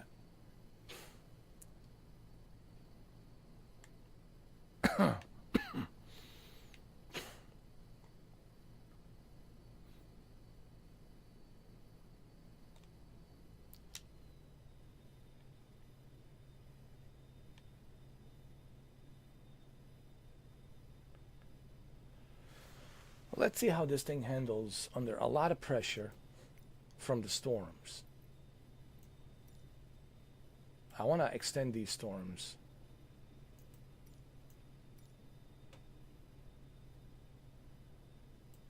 I want to extend them, put the density. I want to make this like that. Oh yeah. Now we're talking, huh? Now we're in trouble. I'm a little bit sick. I'm coughing, but it's going good. Got some, I don't know what it is. Caught some flu or something. Believe me, it's even hard for me to talk, but I'm trying. But it's going. It's going, man. Plus, I gotta eat my dinner pretty soon. I wasn't even planning on doing this, honestly. I wasn't even in the mood to stream today, man. At my age, man, dude, when you reach my age, the stamina comes down, bro. Well, you guys are young bucks. Listen, your stamina's through the roof. I get it. When I was your age, I didn't even sleep, dude. But yeah, I'm fine, man. Thank you, Dominic, man. Enjoy the rest of your day. Thank you, man, for stopping by, and I'm glad you stopped by and finally have a day off, huh?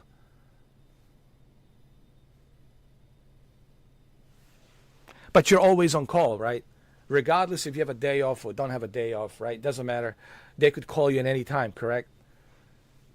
You're always on call. That's the life of being a pilot. You're always on call.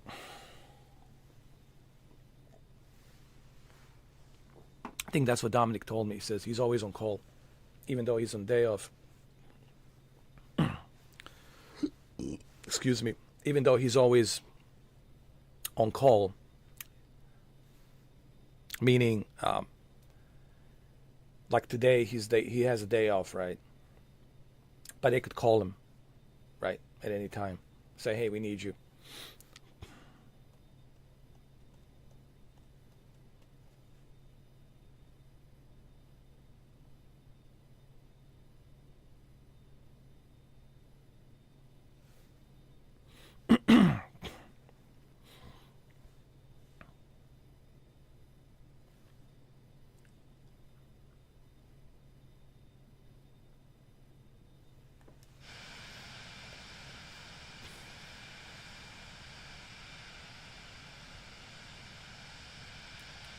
Well, I have to say I'm very impressed with this gaming laptop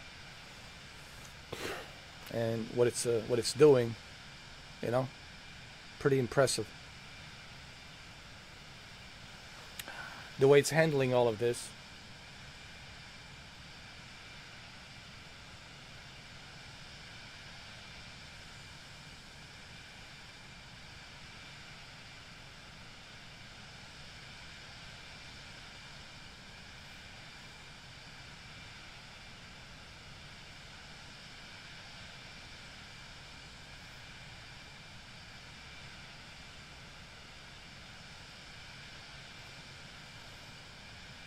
Yeah, I think everybody's dealing with something more or less, man.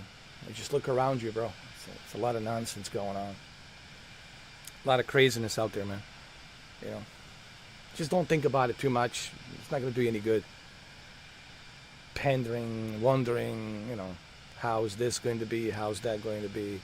What this person thinks about me? What this person says? What he says? She said? All of it's just it's a complete waste of time. You know, what you got to do is you got to focus on moving forward, what you want to do, and that's it.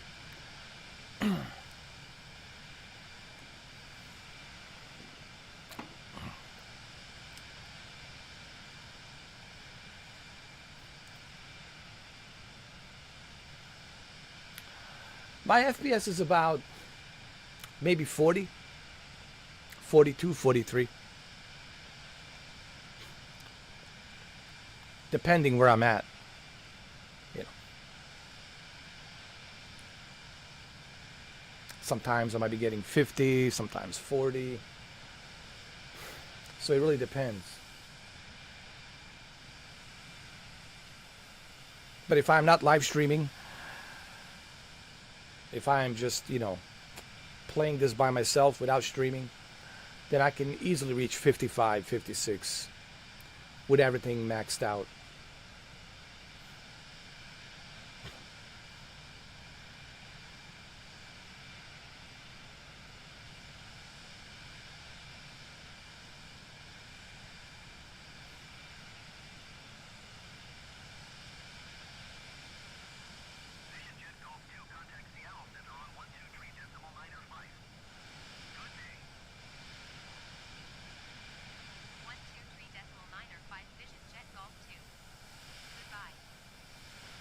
Oh yeah, it's pretty good though. For this gaming laptop, you know.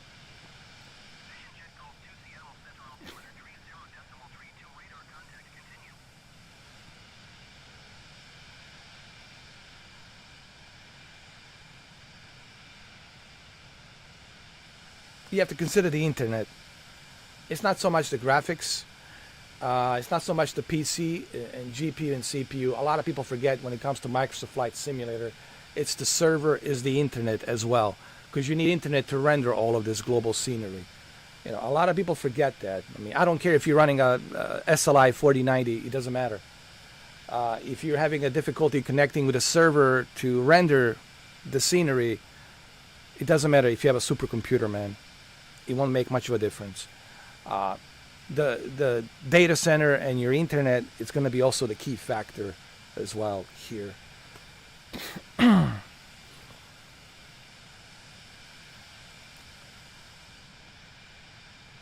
That's something that people forget about Microsoft Flight Simulator, and I think that's where the X-Plane 12 takes the advantage.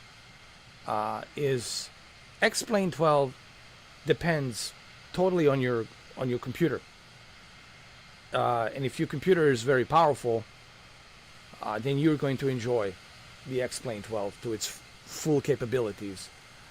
Here, it's a little bit different story.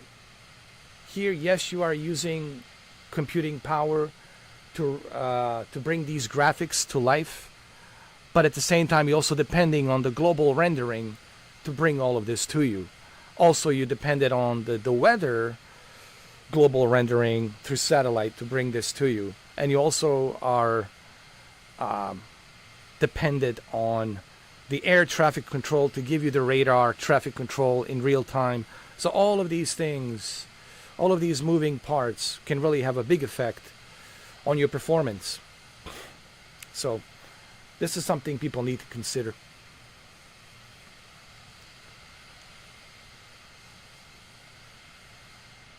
My very first time playing a Microsoft Flight Simulator was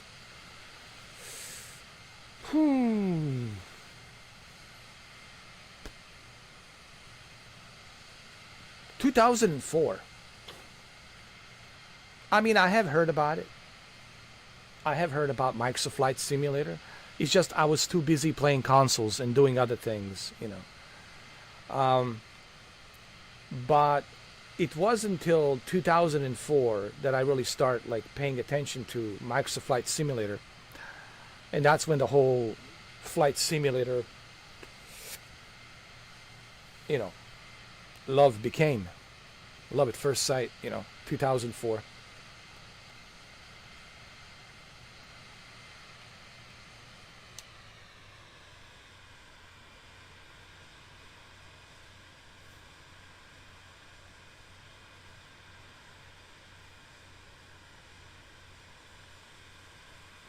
Look at that rainbow. You guys see it?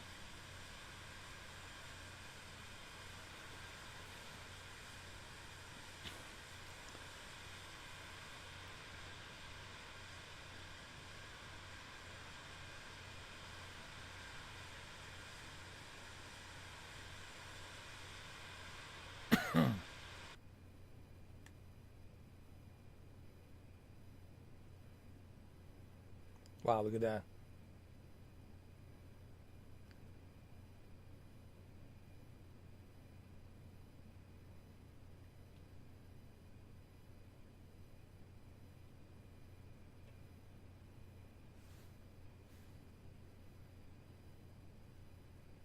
That is pretty awesome.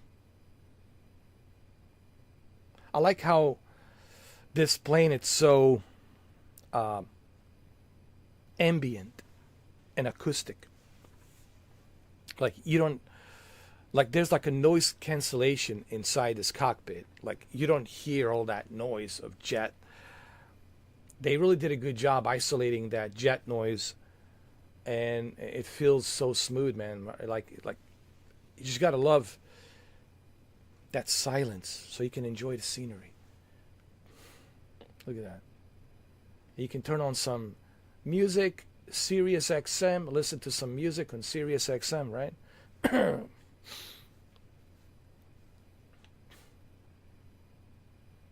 Or some Spotify, right? I'm sure it has a built-in Starlink, Tesla, right? Elon Musk, Tesla, Starlink, and you can listen to Spotify, watch the Netflix over here, right? Is there like a television here? I know some of them have a television that comes out. Not this one, but they do have some of them where there's a television. You can watch the television.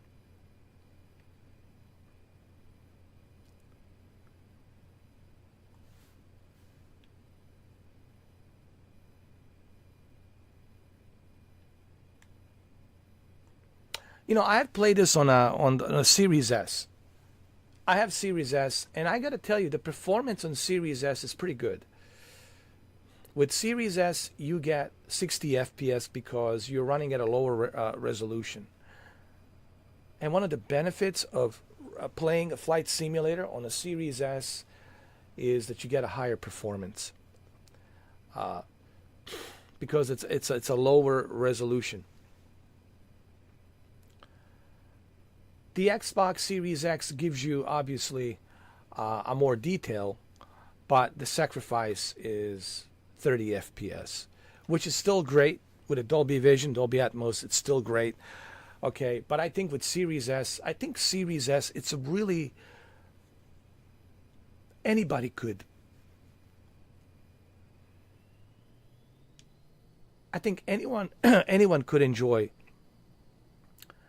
Flight Simulator for like a $250. I think you can get a Series S for like $250 or $300. So like for $300, dude, you can start enjoying Microsoft Flight Simulator. That's not bad. I've seen it drop down to $250. I've seen people purchase the Series S for like $250, and they're able to enjoy, Flight Simulator for $50, man, and that's pretty good, So what I'm trying to say, it's within everyone's range to enjoy this, Flight Simulator is not something that it's like, oh, it's only for PC guys or for the Xbox guys. Like I said, you can get a Series S and you're good to go. I mean, you can get Amazon Fire TV and play this on the xCloud. But I would still prefer that you get a Series S. Even Digital Foundry says you want to get Series S, man. You will get a better performance. You'll get Dolby Vision, Dolby Atmos, and you'll enjoy Flight Simulator with pretty good price for $300, $250, $250, man. Anyone can enjoy this for $250. So Series S, think about Series S, man. It's a good console. All you need to do is upgrade a hard drive, get one of those 1 terabyte SSDs, and use that 1 terabyte SSD, put it in the back. It's like an external 1 terabyte SSD, and you're good to go. Now, if you want the best experience, the PC, that's where it's at. Like, if you want the best of the best, if you want the full realism, if you want something like this, then of course you gotta go. You gotta open the wallet. You gotta do that. But the point I'm trying to make is, I think anyone can enjoy this. And I think that's the beauty about Microsoft, is they're not limiting this to, oh, you need to have a Xbox Series X or you need to have a high-end PC. No, they're giving everyone a chance to try this out. Even for those of you using Amazon Fire TV Stick, you get to enjoy this as well. Now, I don't know how the performance is on that, but nonetheless, you can still enjoy it. But for $250 on the Series S, you can enjoy this and have a pretty good experience,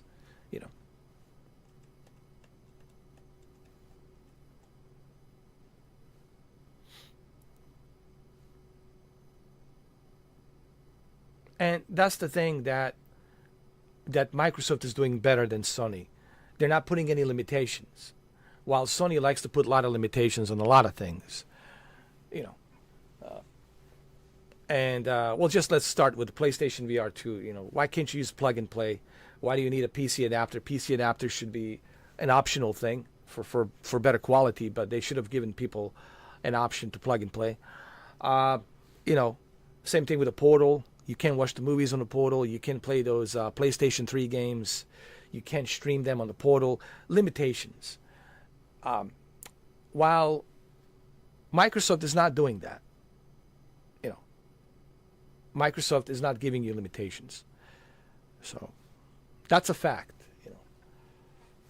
And I know this because I have both services. I have both, PlayStation and Xbox, so I know firsthand which one has more limitations, which one doesn't, And I know some of my Sony, fans who love Sony, they don't want to hear this because they don't like hearing it. But even they are starting to realize, what's with these limitations? Like even yesterday, I couldn't read the chat on my Gran Turismo live stream that I did with that modded Honda from that company, Recaro, RCR Civic, Recaro, a company, the shop in Phoenix, Arizona, that did the mod for that Honda Civic. And I was live streaming that Honda Civic in VR. Man, it was awesome, but I couldn't read the chat. Again, limitations. Why can't you read a chat? Like, it's things like this, it's really that I just don't understand about Sony. Like, these limitations, these barriers, they put these barriers, dude. Haven't they learned from Microsoft? Haven't they learned from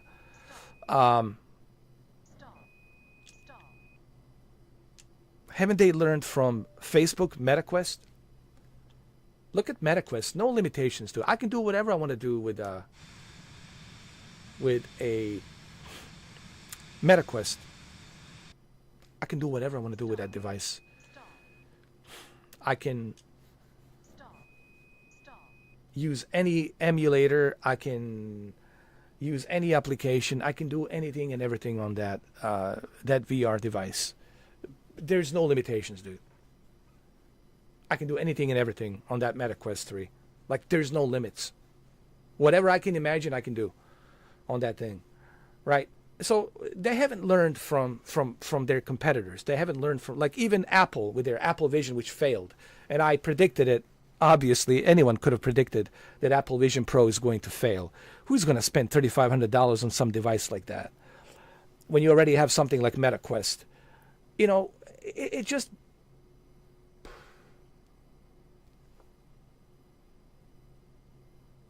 I'm trying to understand this.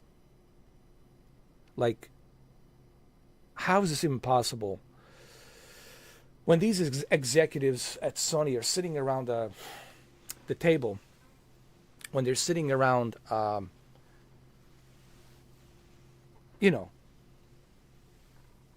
table, and they're exchanging these ideas, right, on what to do next, what their next project is going to be.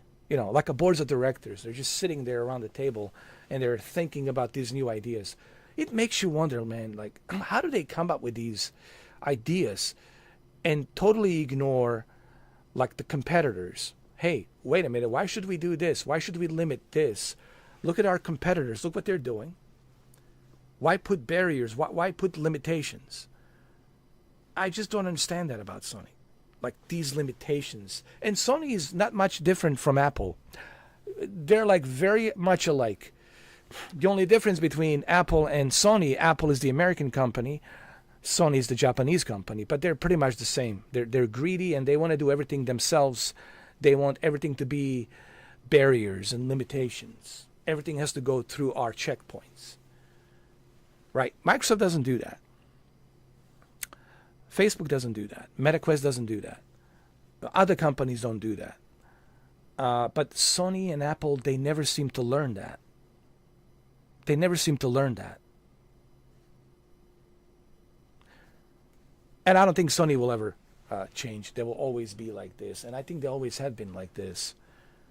Limitations and barriers. And which is really sad because they have so much potential for greatness. But that greatness, it's,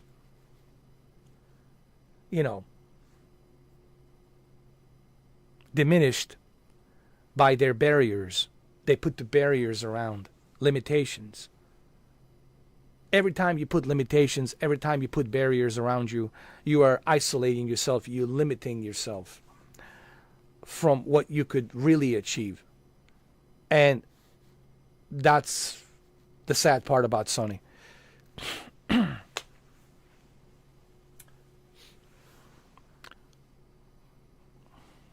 Having options, it's always a great thing. Not having options,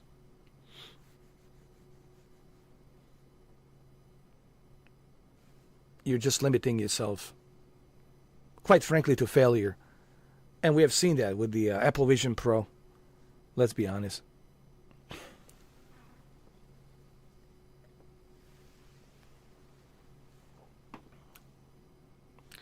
Well, there is a Star Wars simulator.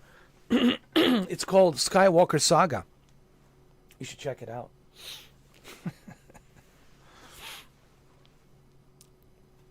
I love my Skywalker Saga, dude. I've been playing it on the Portal the other day. A lot of fun, man. I had a lot of fun playing that. It's available on PlayStation Plus. I highly recommend that you get it. It's just fun, man. Fun, goofy Lego game with Star Wars, all the 9 movies you can relive. It's so much fun, man.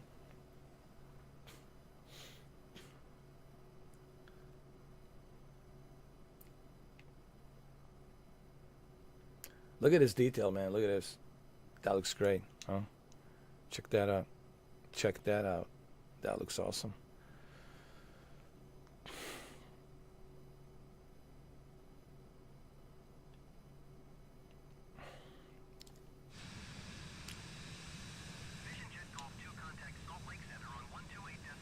I feel the turbulence.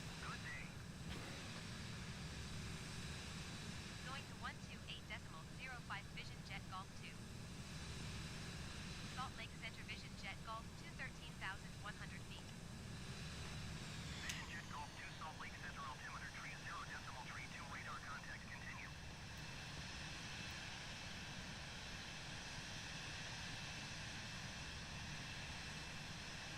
Look at this.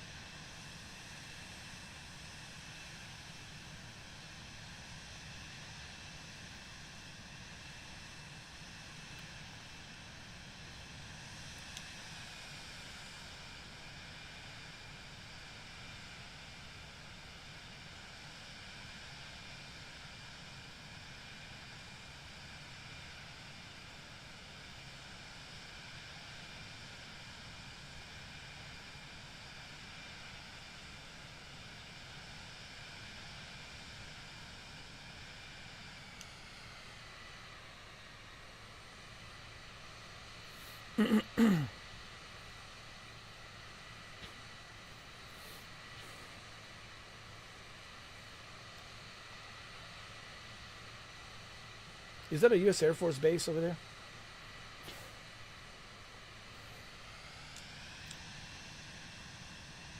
Let's go check it out.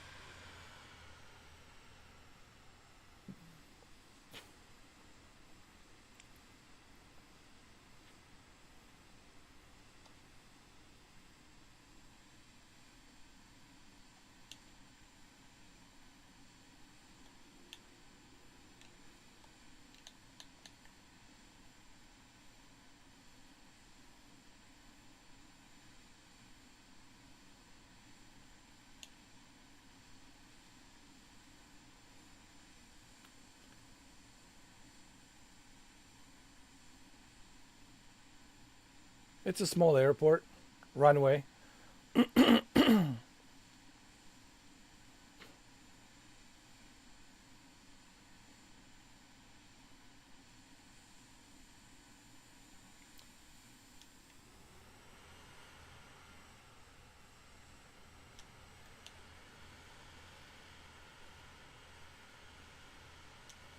I'm going to stall.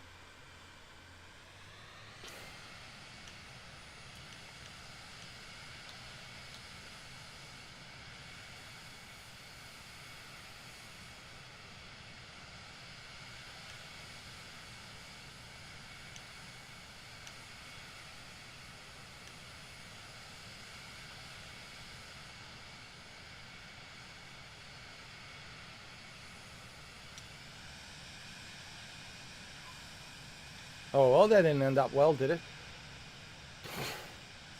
Well,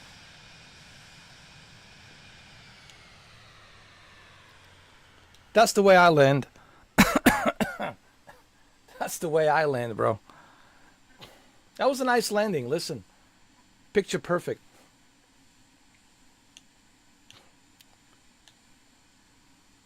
That was picture perfect, dude. I love that.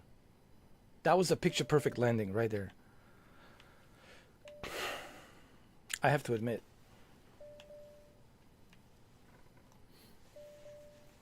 Even Tom Cruise himself wouldn't have landed better the way I landed.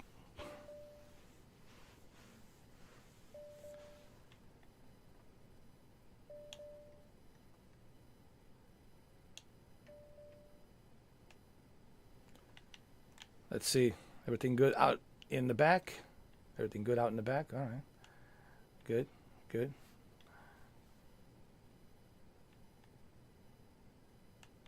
I think we landed in the Sasquatch land.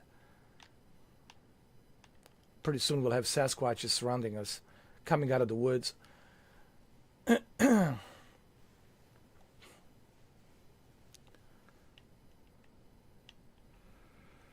All right, guys. Well, I have to get going. I have to go eat my lunch. It's been awesome. It's been very awesome to come back, and get back into Flight Simulator a little bit. It's been a while. It's been a long time, so it's awesome to be back testing out Flight Simulator, trying it out.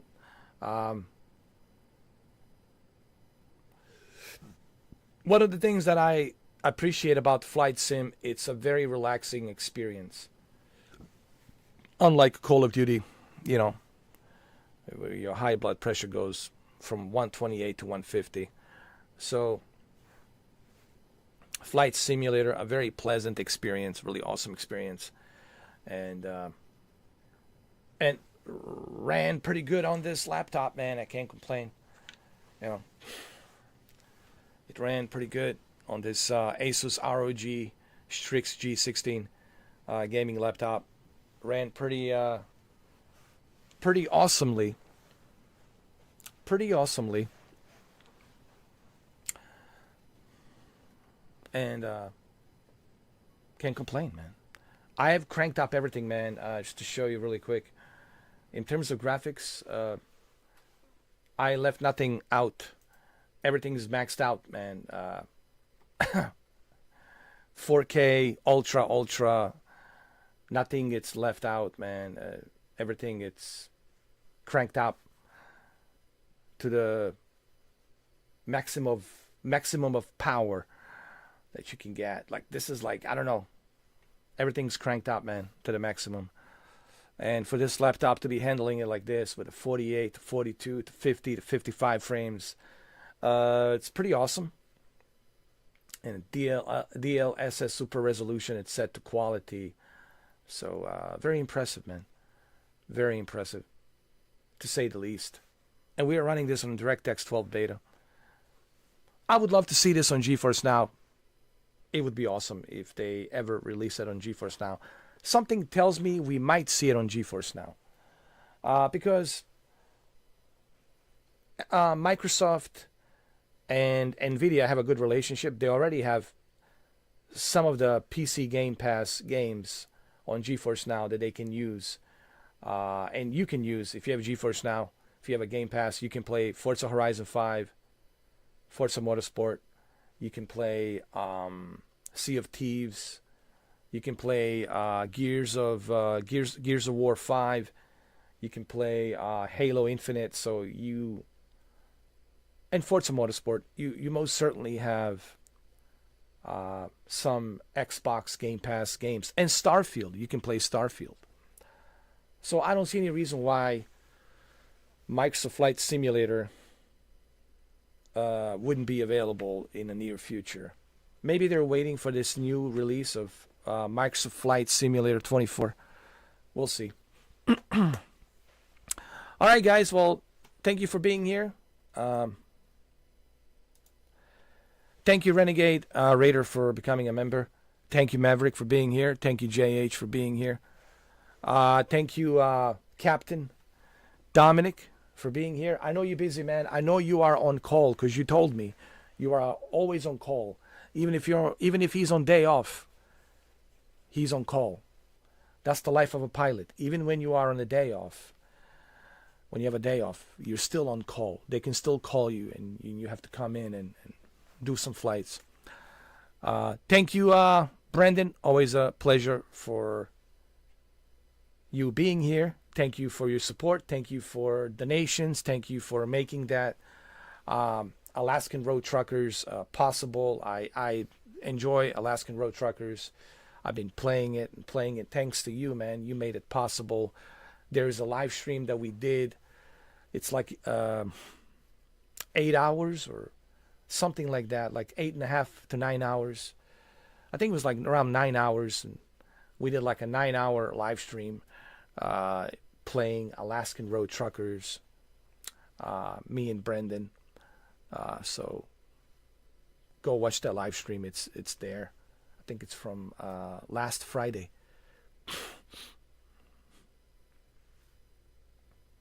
Thank you, Renegade. Thank you, Brendan. Thank you, Dominic. Thank you, JH. And everybody else on the sidelines. Thank you, Hasbullah, as well. Thank you, Hasbullah, as well. I just noticed you. I just scrolled the chat, and I just saw it. Thank you, Hasbullah. Appreciate it, man. Thank you. You all have a nice evening. Have a nice rest of Sunday. Thank you, and God bless you all.